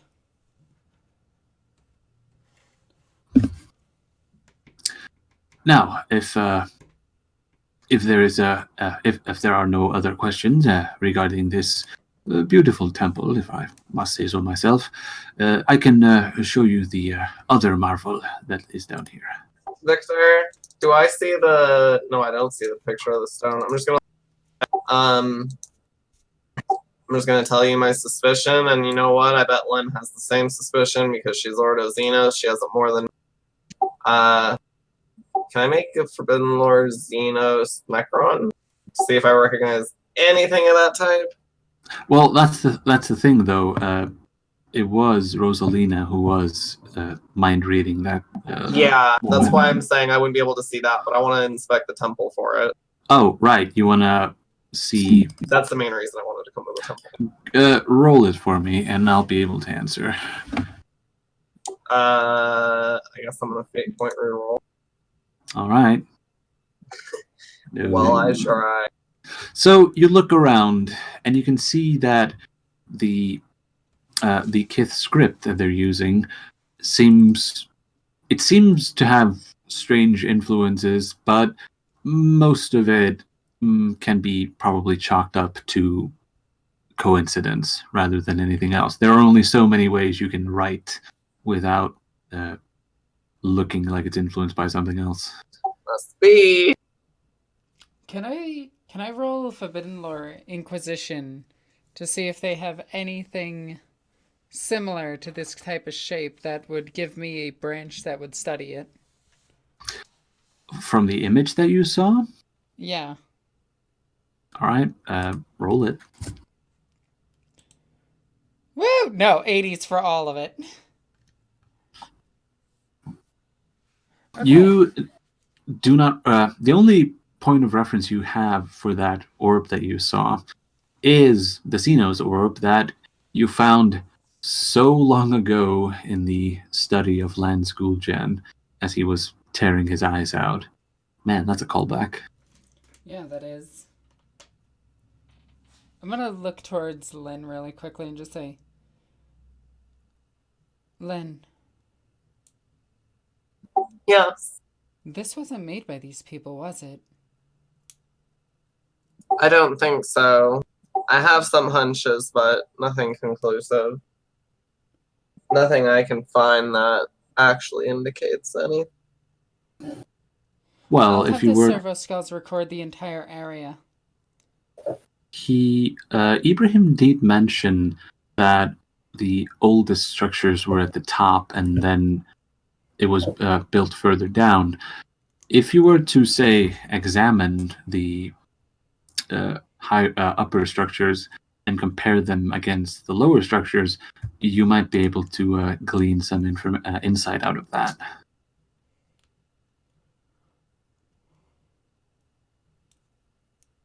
Let's give it a shot. So, if you want to do that, that would require a scrutiny test against perception, and you can do that in a single test as you're walking back down. I'll fate point it. There you go. All right, I will answer as soon as you get further down. So, as you descend back down the cliffside city, You reach this bridge again, but instead of crossing it back, you keep heading further down, and this time Ibrahim takes you into the cliffside itself as he walks through. As he walks through the tunnel, he grabs a lantern on the edge of one from one of the alcoves in the tunnels, I'll and light the holds sacred it up. I'll light the burner on my one servo skull to lead us. Ah, that's nice. But while I'm doing that, while that thing's floating in front of us to give us light, I'm gonna look at Lynn and I'm just gonna grab her shoulder for a second, open up my data slate, and show her the information from the servo skull. All right. And as Lynn is going over the incoming data from the aspects from the augur skull, she is able to compare it, roughly compare it to the architecture that is further down, and you hear Ibrahim like he's been busy blathering on this whole time, but you do catch a point that he's making about the tunnels that we're walking through were originally mining tunnels, but they have been spruced up ever since. And with the scrutiny test that you made, you can tell that there is a slight but noticeable change in architecture as it goes further down. The further you go down, the more it seems to favor sharp edges and a sort of pyramidal structure, but further up it seems to have a much older style, so to speak, much more simplistic. So the older stuff is less pyramid-like, and the newer stuff is more pyramid-like. It seems to be a bigger feature the further you go down. They are by no means are those structures that big, but they do seem to favor that architecture the further you go down. Of course, you might be able to explain that away by, say, cultural changes across the eons, but Aliens. It seems pyramids are a human function, not a Xenos one here. There's something else I noticed. Eh? There's a psychic residence here. Oh. Is there? There is. It is slight, but Rosalina was not able to explain it as an active. It was not an active psyker, but there was something about the temple and the way it was built that seemed to almost harmonize the psychic potential of humans. Lynn's gonna scratch her chin and say, well, that strikes against my theory. Perhaps I was incorrect in my speculation. What are you thinking? I was thinking some sort of Xenos influence, but that doesn't seem to be the case. I think you're right. Maybe, but not the Xenos I was thinking. Which particular Xenos species were you thinking? Does Rosalina know what a Necron is? I do know what a Necron is. I taught how to kill them. Okay, then yeah, I I'll just don't talk. know, like, what living metal is. It's sort of like teaching stormtroopers how to kill an orc, but being unable to explain to them how an orc functions. Then yeah, I'll explain it to her. Like, yeah, I suspected Necrons, but it seems the structural similarities are amplified the further we get from the ancestral sources, which indicates that it is, in fact, not correlative. I disagree. Well, the lack of, or the presence of psychic activity also doesn't indicate it. Necrons aren't known to tolerate such things. There's Necron technology known as Blackstone. I'm sure you're aware of it. I am. Does Rosalina have Forbidden Lorcino's Necron? I do have to ask. I don't, but I actually do know this in character because of the evil thing in a box I've been carrying that is from a Necron, and I got this confirmed by the Eldar. Haha, Fair you want callbacks? enough. I'll do callbacks. All right. Keep going.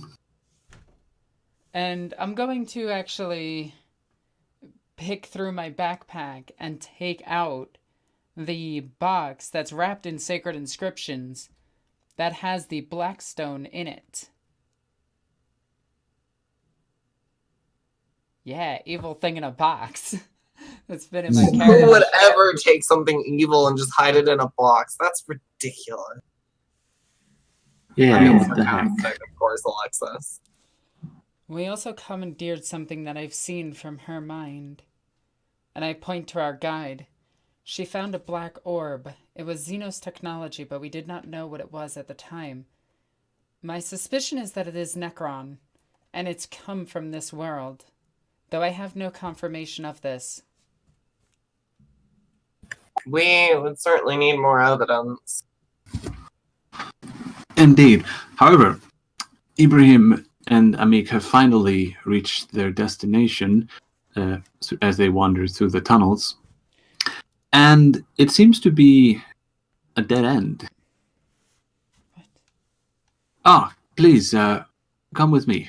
This will be the highlight of the tour. And he seems to be standing. He seems to be standing at the dead end and is ushering you to join him. As he does that, I'm going to put the box back into my backpack and look towards Lynn. We'll continue this conversation later. Yes. I hope so. Anyone who steps inside of the dead end that Ibrahim is standing in, without needing an awareness test, you can hear something rolling What? as a continuous thing. So like, like, it's a continuous spinning motion can be heard. What the hell is that? Oh, hang on. What in Amik. Hebrews teeth is that? You will see. Amik, would you kindly? And Amik moves to a side chamber, and you can see her pull a lever, and the chamber that you're standing in starts descending down. Quite impressive, is it not? You didn't It is build one- this, did you? We did, in fact. It was one of our recent installations. We kept having to bring people up and down, but having them push a rail cart such a long distance, well, it turned out to be infeasible. And the rather primitive-looking elevator seems to trundle further down. And as you reach the bottom, you're standing in a rather large cavern, and the sound. Actually, I'm going to change the audio because where is? Oh, I had no audio on this entire time. Oh wow. Let me see. Do I not have? I'm sure I had it here. No, what the heck? I do not. Okay, never mind. I'm gonna have to go on imagination with this one. So, as you stand in the cavern, you can hear further down the a great whooshing sound of an underground river as it plummets past. Ibrahim points down to the river and says, "This is the source of the city's name and its survival. We have been, for centuries, tapping into this seemingly endless resource, but the right of water does make it a lot more difficult, since only one man can carry his own weight. However, that is not the marvel I wish to show you. The elevator was but a prelude to what I wish to show you, and he leads you a bit further down until you arrive in a cutout space, which seems to be filled with all manner of gears and drive shafts. As you can see, we have been able to harness the rather immense power from the underground river, and we're able to now power some of our contraptions and pump some of the water that reaches up. You saw the Hanging Gardens, no? The water that's come from here is pumped directly into there.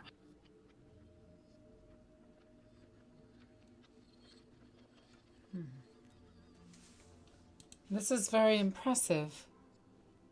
Why, thank you. I am humbled to be allowed to show you all of this. I'm still gonna have the servo skulls recording everything. Indeed.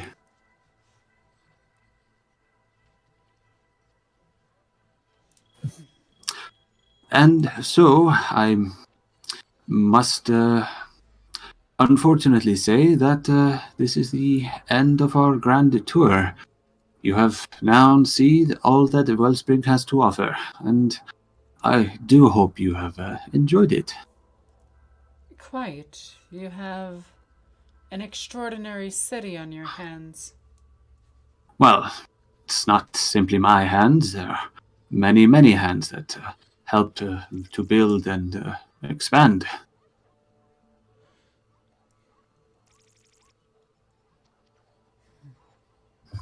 So, shall we take leave and perhaps partake of some lunchtime? Yes, of course. Excellent. We shall head off. I know a place that offers wonderful salted crocs. Salted meat. Delicious. Indeed. Okay. He brings you back up to the main part of the undercroft, and is able to. You arrive in a structure which seems to house a lot of eaters. Why am I blanking on this? Diners. Diners. Wow, thank you. Shh. I'm too stuck in slightly wrong speak from role playing Ibrahim a lot. You're dumb. I love it. Hey, it's great. And he is able to, and he leads you towards a ring of pillows and carpets, and you sit down, and a rather gigantic platter of cut meat and some what he explains to be dips are in the center. Please dig in. Most of the salt gets traded from our neighbors in the south, who, in exchange for some of our produce, trade with us. Interesting. And I'll go ahead Yeah. and I'll cut a piece of the meat and look around to see if anybody else is eating the direct cut that we've taken. Not currently where you are, but there are other people with other gigantic plates as they busy them as they chat around, laughing, joking, it seems to be a rather jovial mood down here. Did you forget that? I'm good. I'm digging straight in. Heck Yeah, we yeah. need to. Indeed. The meat tastes rather. The meat, while being, of course, dried from the salt, does taste rather well once you dip it into some of the spicy sauces. And just to mess with you, Victor, which cut of the crocs are we eating? You are currently eating. Well, do you ask? Yeah, I'll ask. Of course. I believe we have a mix of the flank and the hind leg. I myself am. I myself am rather fond of the. What's it called? What's the lower back of a beast called? I'm blanking only because I only know the Icelandic word for this. I mean, you could just say the Icelandic word for You it. mean the loin or the shank? Oh, the shank. There we go. Bam. Yes. I myself am rather partial to the grok shank, but others have, of course, their tastes. I'm not a fan of the shank. I've had to deal with too many in my career. He laughs at this, seemingly able to catch the pun, if only slightly. Rosalie, you should try this. It's actually pretty good. Of course. And I'll go ahead and start eating as well. So you spend a good chunk of the day eating and talking, and Ibrahim goes into a rather lengthy spiel about some of the mythology of Kith, and you come to realize that the local name for the planet seems to be Kith. The people that live here are Kithi, and they speak the language by the same name. Wow, very imaginative. What? I live on Earth, we're Earthlings, and we speak Earthly. That's hilarious. Rosalina, I gotta ask, have you ever been to some of the more desert parts of Desolium? I believe I have. Yeah, because we drove through the desert. Yeah. Yes, you did. Yeah, he's just he knows you were on Desolium. He doesn't know about the Adventures of Saint Tubayan and all that. I'm gonna get back. I need to use the restroom. Yes, Alrighty. I have been. What about you, Abraxas? Ever wind up in a desert? Of a sort, I guess. Not quite as hot as this one. That's fair. And I'm going to go in the microbead for a second and just look at them. Do you notice any strange behavior patterns of these people? Oh my god, John found a bunny. Yeah, it's quite cool. What was the question again? Oh, does Abraxas find these people odd? Different behaviors, cult-like behaviors. To be fair, I find everyone odd. Yeah. But there is something off about these people. They're either hiding something or they're just not quite aware of it. Two of the cardinal sins. Hiding something from the Inquisition, or being too stupid to realize they're hiding something.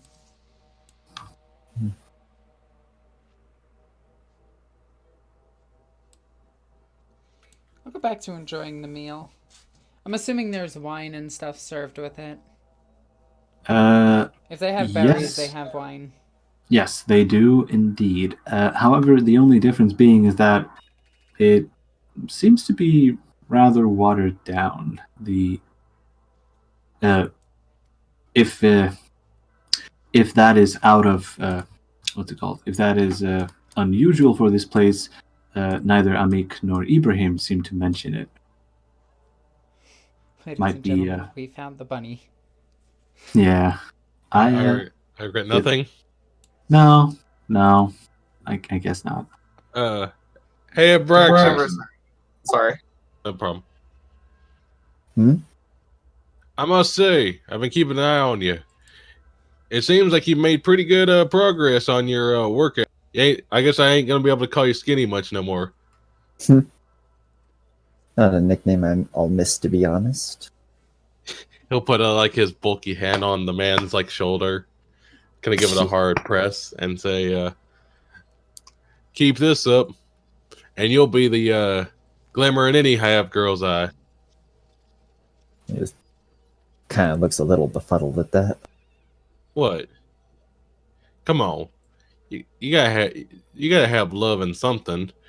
Life without love ain't a life worth living, I reckon. I don't know, I haven't had the time for it yet.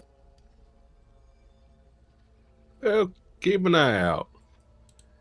I mean, you look like you got that exotic thing going on.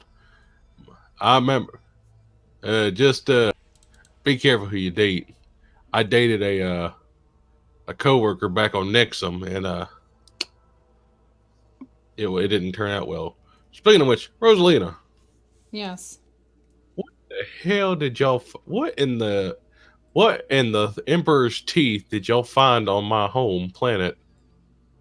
Which one was your home planet again? Nexum. That's the Dark Eldar Crimson Prison planet. prison planet. I'd rather not discuss that.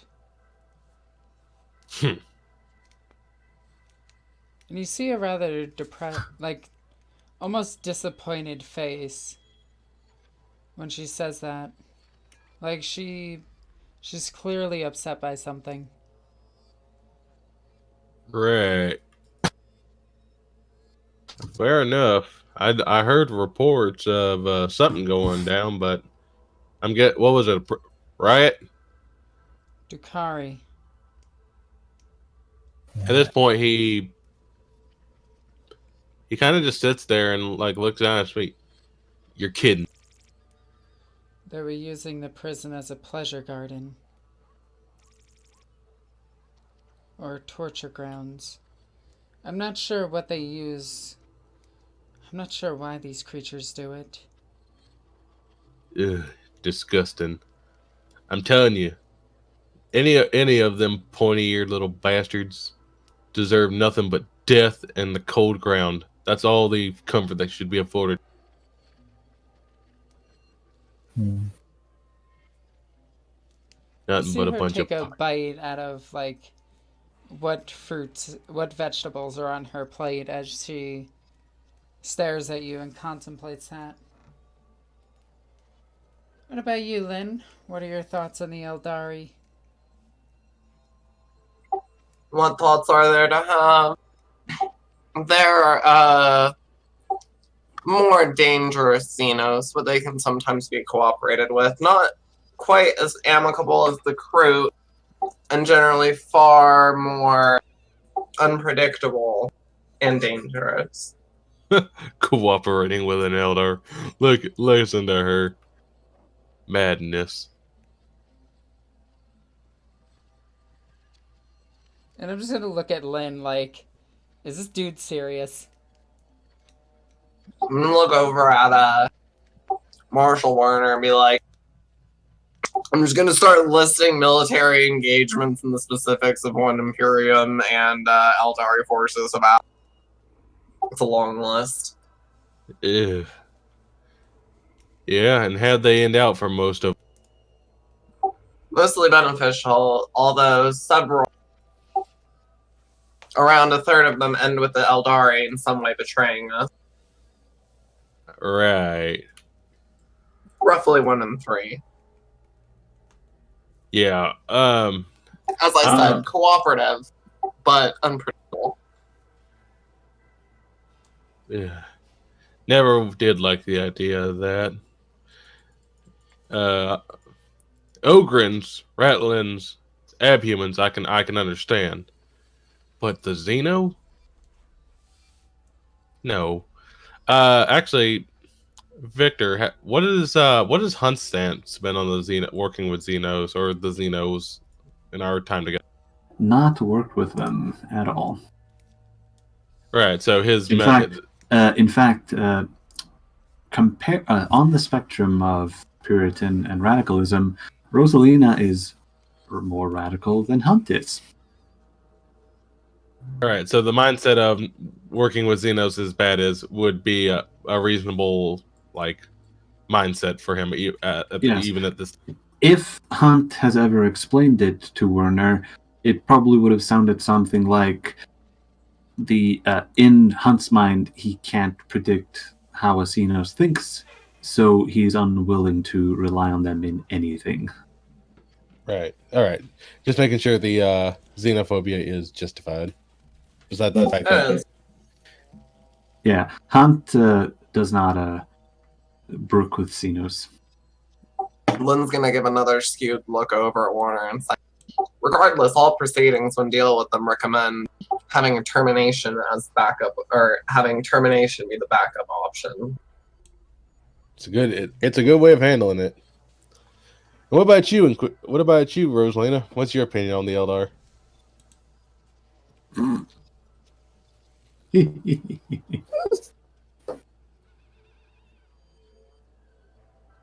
Well, Prax is like gonna look at her and fold his arms, just give like sort of a well smirk.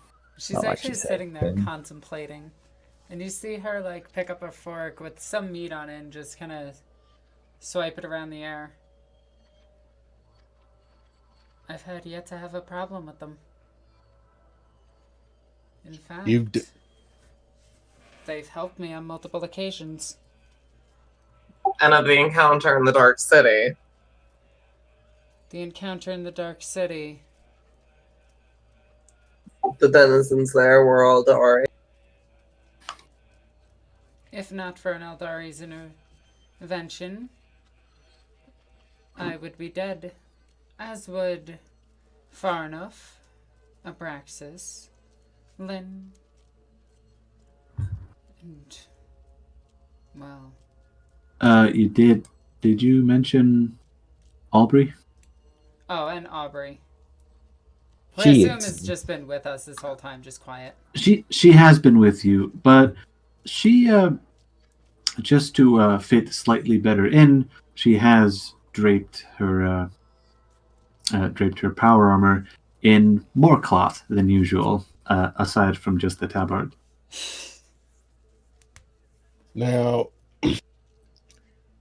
take it from an old law dog. You put your trust in one of them animals, and you'll find yourself burnt.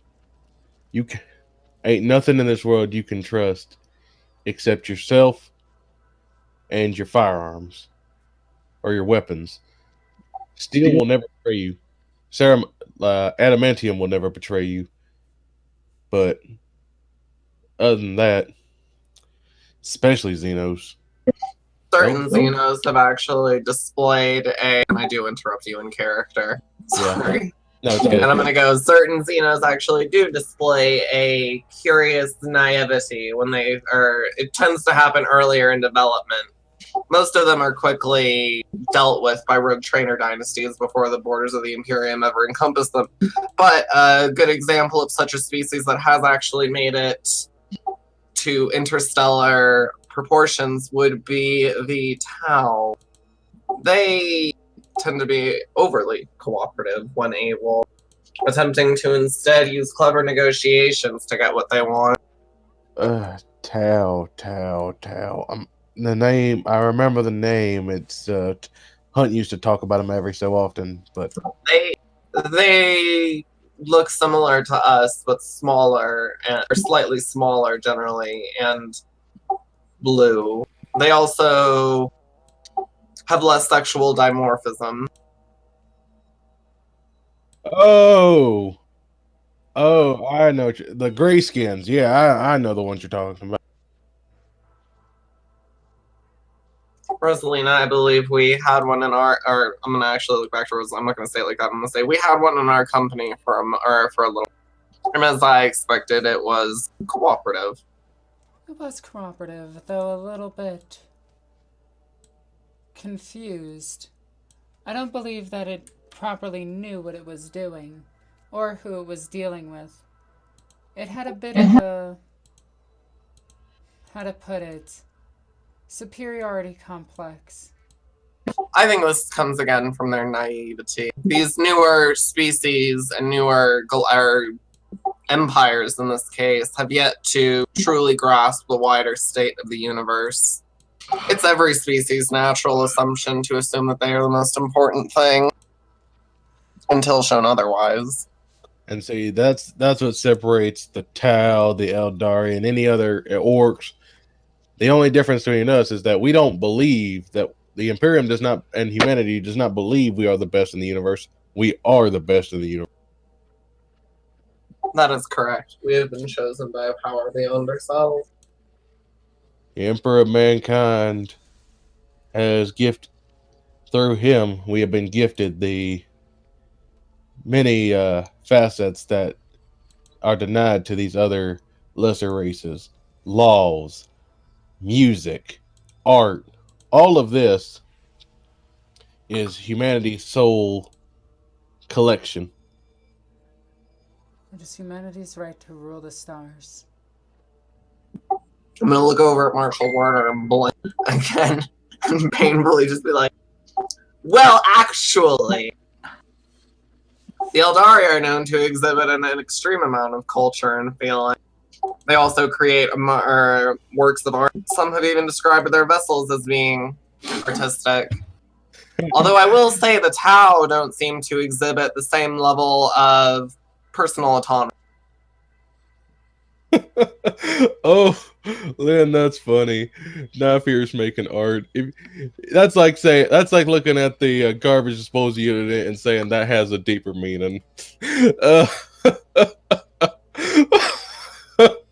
She's just gonna blink and give you a confused look, not getting it. I don't see the comparison. Knight, roll for me a toughness test, please. Just a normal one. All right. What is it, to defend against my horrid xenophobia?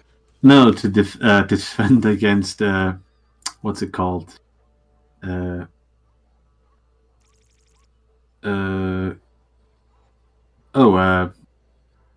Acid reflux. There we go. Ah, yes. Oh, that's. And he says, You get a slight burn in the back of your throat, but you're able to stave it off. Ugh. yeah. Plus, just the idea of Xenos having art, please. Like I said, the idea that the Eldar, that any kind of non-human species can produce anything considered art is just absurd.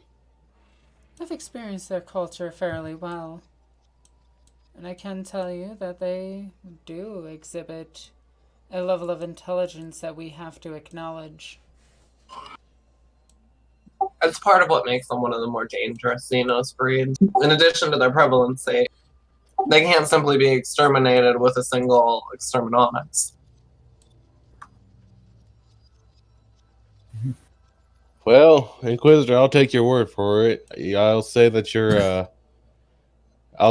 I will take your experience and station over my own.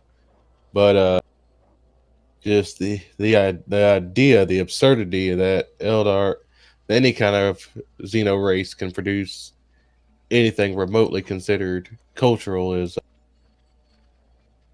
oh, ma'am, it's quite offensive. Well, it's all opinion based. Oh my god, John, you know exactly what clip I'm thinking of right now. But he says, but the Emperor has provided us, and although we have our differences in opinion, if ordered by you to, I will stay my hand if at order to. Do not worry about insubordination for me, ma'am.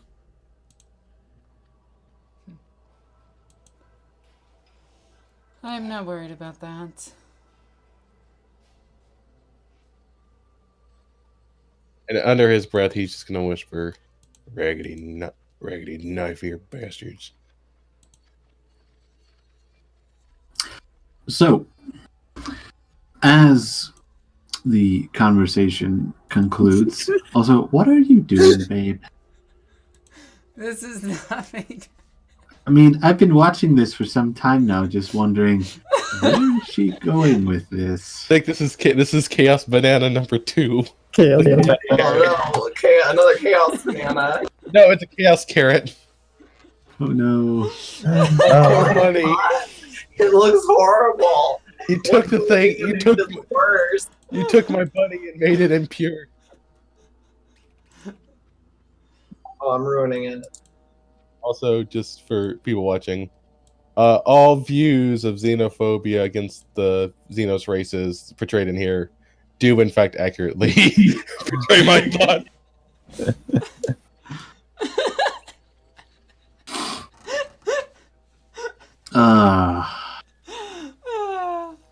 That's funny. So, there we go. It's back to normal. Control Z doesn't work. Take that. All right, I'm good. All right. So, with that done, the rest of the day, the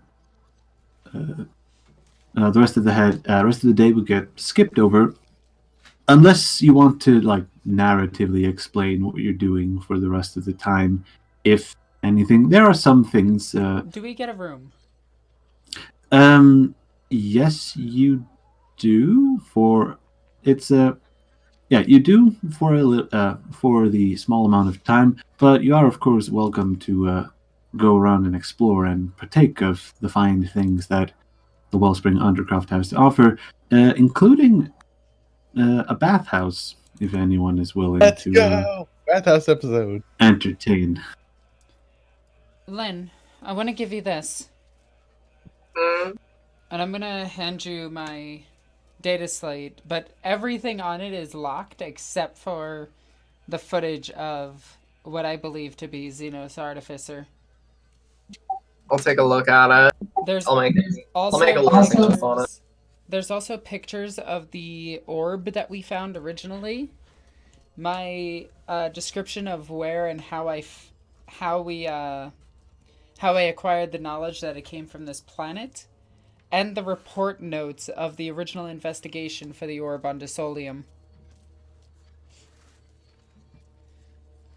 I'm going to the bath. Can I leave this to you? Yes. Join us after you're done. I'll make sure to. I'm good. Can I invite Ibrahim? I'm gonna invite Ibrahim, and Abraxas to the bathhouse as well, because I want to talk to Ibrahim about the laws of this land and maybe teach him a little bit about the Lex Imperialis. Ah, right. That is actually something he would be quite fascinated with. And yes, he does in fact join you and takes you up on the offer of discussing legal ramifications. Indeed. Are these split bathhouses? No, they are not. Abraxas, I require you to watch over me. Yes, ma'am. This is gonna be nice. It'll be nice to get out of those dirty clothes and be able to get some suds on. Indeed. You can throw them into the. You can throw them into the stirring pool. There, they will be. The water will be soapy enough to clean them while you clean yourself. Indeed. So please join me, and I will try as I can to ask as many legal inquiries as you might have. Indeed, and I'm gonna show him my Lex Imperialis signed by Lord Marshal Gorman himself. Ibrahim does not seem to be either recognize or be impressed by the inscription from the High Marshal of the Calixis sector, but he does start skimming through the Lex Imperialis. I must admit to you, Magistrate, it is this is a rather strange version of Gothic. In what way, sir? It how do I put it? It seems more archaic somehow. The words they use are overly long. You get used to it after a while. What do you do for punishment around here? Exile, execution, removal of family lines? Ah, right. He seems to a chill seems to go up his spine as you rattle off the most casual punishments brought forth by the Lex, and he says, "It is a delicate matter to discuss, but yes, exile is the prime punishment for anyone who breaks any of our laws. The right of water keeps most everyone in check, for they are very they sign a non-binding contract, shall we say, when they enter the city gates, that Yeah, they will but every behave herd has a battle. themselves. Indeed, they do, and there is, as unfortunate as it may be, we have had some issues that have been dealt with. What is an effective death sentence when we exile them back out? Right, They do receive the final right of water before they leave, but it is very difficult to make the journey without any sort of mount or transportation. correct. And I guess their biggest chance is actually this is an interesting thing because if they get exiled, you said something about a southern city. There are a few cities. There is a larger one to the north. It is a bit too far to reach by any of the wind riders. The dunes run out, you see. But we have a trading post at the edge of the Dune Sea. Further to the south, there is a coastal city. It mostly handles fisheries and the rather big beasties that lurk below. However, if they were to reach... hold on. If they were to reach Quadik, let me type that out. There you go. If they were to reach the port city of Kodik, then they perhaps might be able to set up a new life, perhaps working one of the fishing boats. Interesting. So I guess that we bring out a port city. I guess I'll ask, where is the source of your water? Oh, he did just show you earlier. Down, he showed you the underground river. Right, but surely there's got to be some purification that goes on. Turns out there is very little we need to do when from the underground river. It seems to have no contamination at all. The flow of the river seems to handle it. And I have a theory that the rock might,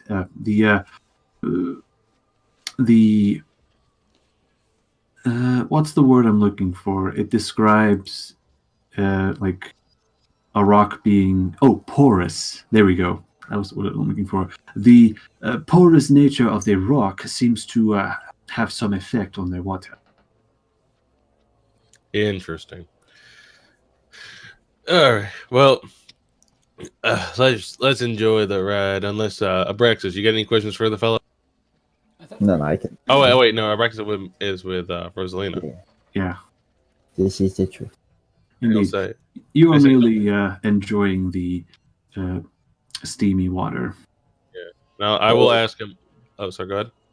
Just saying that Brax is just sitting like, being very, paranoid and alert, not comfortable with being, unarmed. His eyes just darting from person to person, exit to exit, that kind of thing.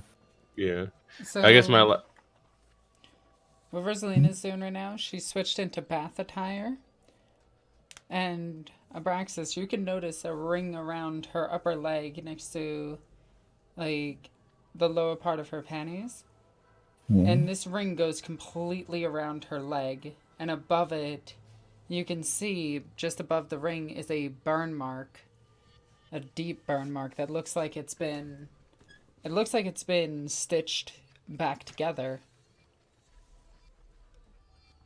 You also see several scars along her back and a few on her arms. Looks like you've been through your fair share of adventure. You could say that. Well, what's that all about? And he pokes the little ring around her leg. I had my leg torn off. Oh. Shot by a long lance through, shattered the bone and boiled the muscle away. Looks like you walked it off. Walked it off is a word. The shot, it hurt a lot. I'd imagine so. Aubrey over there, and she's in the water relaxing. Oh wait, she wasn't with us at the time. Not necessarily, no. She probably stayed behind in your accommodations. Well, no, I assume Aubrey's just in the water. Oh, right. Fair enough. Thalia and Zephyr managed to close the wound before it got too bad, but my lower leg was completely destroyed. This that you see is mostly synth skin. My nerve endings have been reconnected, and I can feel most of it. The interior is made out of a bionic leg, one made by Boltavarius Tarvok. It's efficient. That is a word for it. If it was any other type of weapon, I would have bled out instantly. But a laser-based weapon singes everything. Guess you have to call yourself lucky. Lucky to have my leg blown off by a heretical cultist. Lucky enough to have lived. That's fair.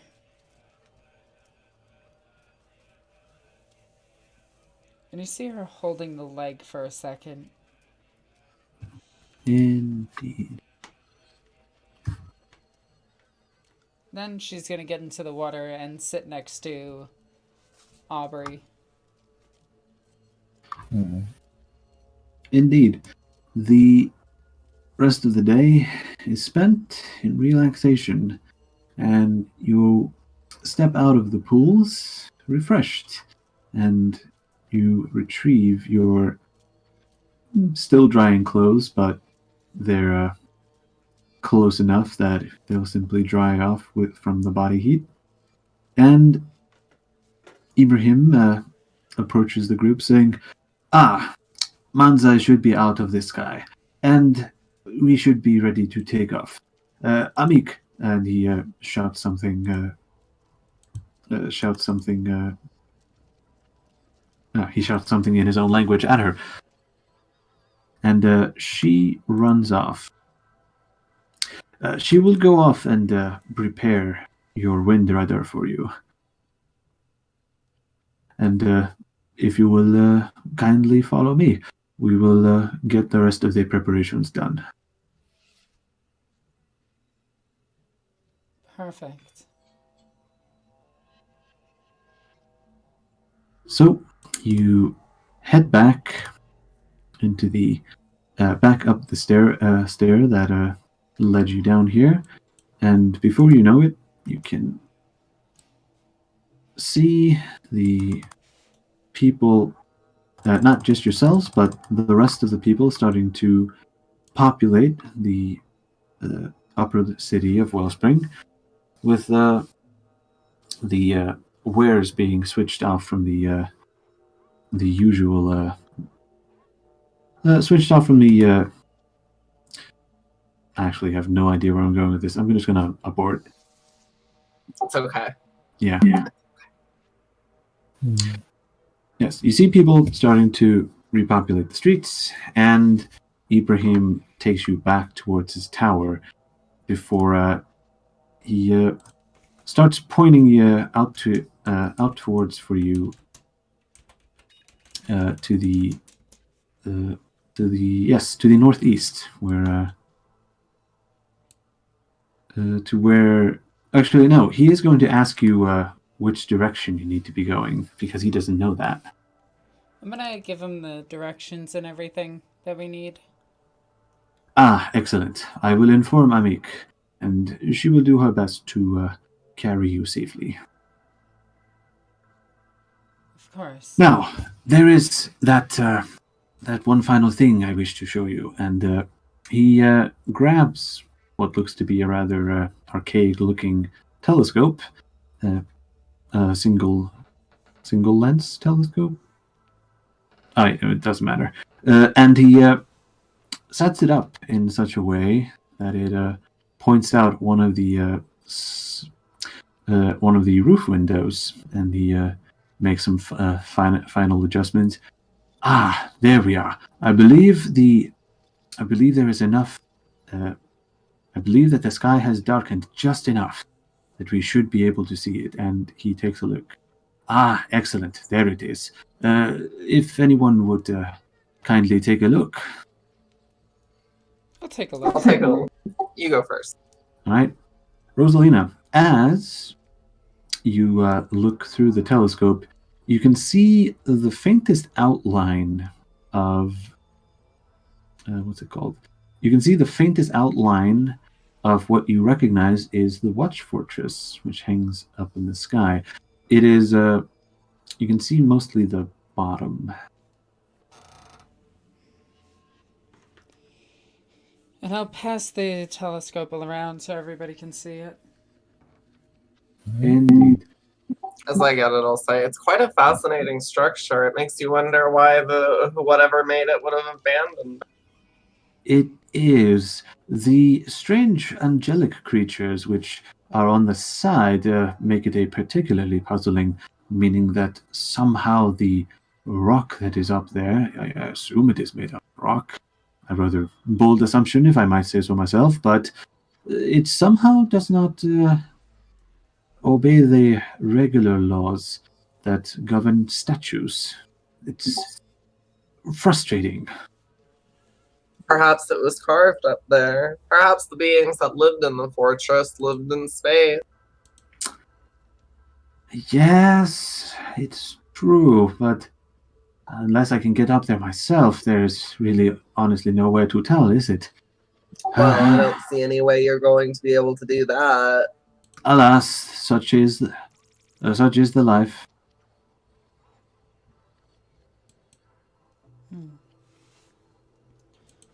Now, I will see you to come with me. I will see you towards the I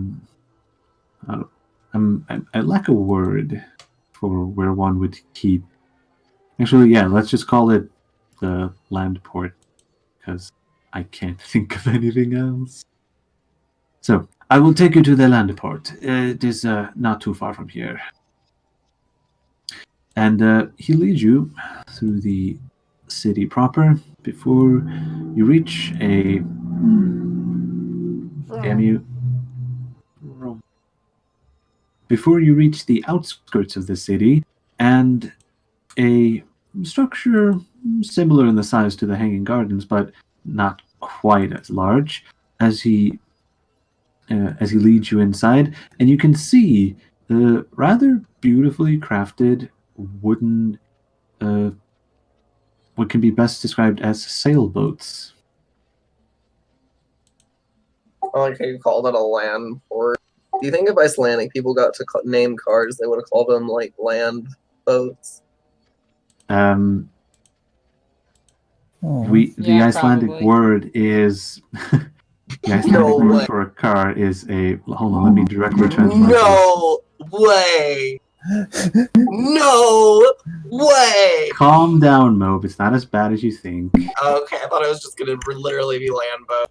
It means self-rolling ride. Okay. That's the That's not Icelandic. nearly as bad as I thought. Yeah, well, When you built it up like that, I was so certain it was gonna have like some sort of boat in it. Look, we call tanks armored dragons. That's amazing. Damn. Yeah. Actually, no. My bad. Crawling dragons. Still. Yeah. Look, Icelandic, directly translated Icelandic is super cool, FYI. We don't mess around when it comes to the naming of things. I bet there's like 50 dumb things somewhere. Definitely I mean- way cooler than I mean, the there is, of course, the pond, which Alexis has visited twice now. Which is literally just named the pond. Mm-hmm. Is it literally just a little pond somewhere? Yes. Yeah, it's just a pond.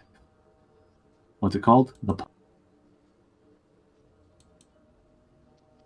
All right, let's keep going. Let's keep going. Yeah.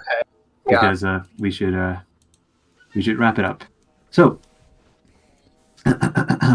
as you examine these rather beautifully crafted pieces of work, you can see that the one at the far end of the building, which seems to be open up to the elements, seems to be setting up on some sort of seems to be rolled out on some sort of ramp. And Amik, your guide, seems to be is busying herself setting up the sails of the ship. Ah, Amik, are you ready? Just so. We'll be ready to launch in no time. Ah, excellent. You will be passengers on board the Breath of Creation. It is a rather majestic ship, if I say so myself. I suppose he does say so himself. Now, please, the boarding ramp is just this way. Follow me. And he leads you towards it's just a gangplank, really, that leads up to the hull of the ship. Oh, and once everyone is aboard, he shouts over to you as the gangplank is pulled away. Oh, and please feel free to come back here on your return journey. I would be very interested to hear about your exciting adventures. I might write them down. Nerd. Wait. We'll be sure to keep you updated. I'm gonna turn back to Rosalina and so vocally be like, we're not going to ever see that guy again, are we? No. I swear I used to beat up his kind back in Scala. So, as you get ready, you see two large poles getting plugged into a socket below the ramp that the ship is currently on, and they start as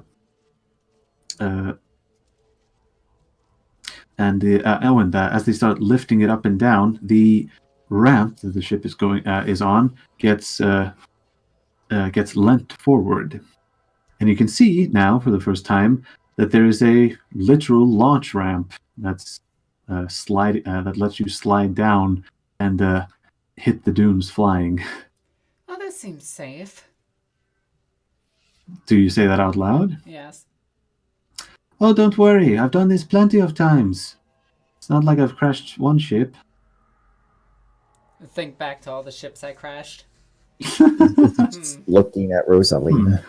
That seems fine. Yeah, I mean, you've walked away from how many crashes now? 3. Yeah. You hear Ibrahim shouting before you leave. Have nice travels, as he shouts and waves. Behold, I'm just going to look at him and say, Ave Deus Imperator. I almost did say McCankies. And the blocks that are holding the ship get dropped down, and it starts sliding down, picking up speed before launching itself into the dunes and catching the wind. And as Amik Fosk navigates her way up and down and in between the dunes, even able to catch some air as she crests some of the bigger bigger dunes, I should say. And off you go into the sunset. And we will continue next time. Dum, dum, dum. So, I want to thank everybody for watching and sitting along with us as I went through Space Middle East. It was pretty neat. I got a new dress, which is the best part of that whole adventure. Aha. And they may be worshipping some type of Satan/Zinj. Let's see what happens in the next one. As always, I'm Egoqueenalexis. I love you guys. Bye.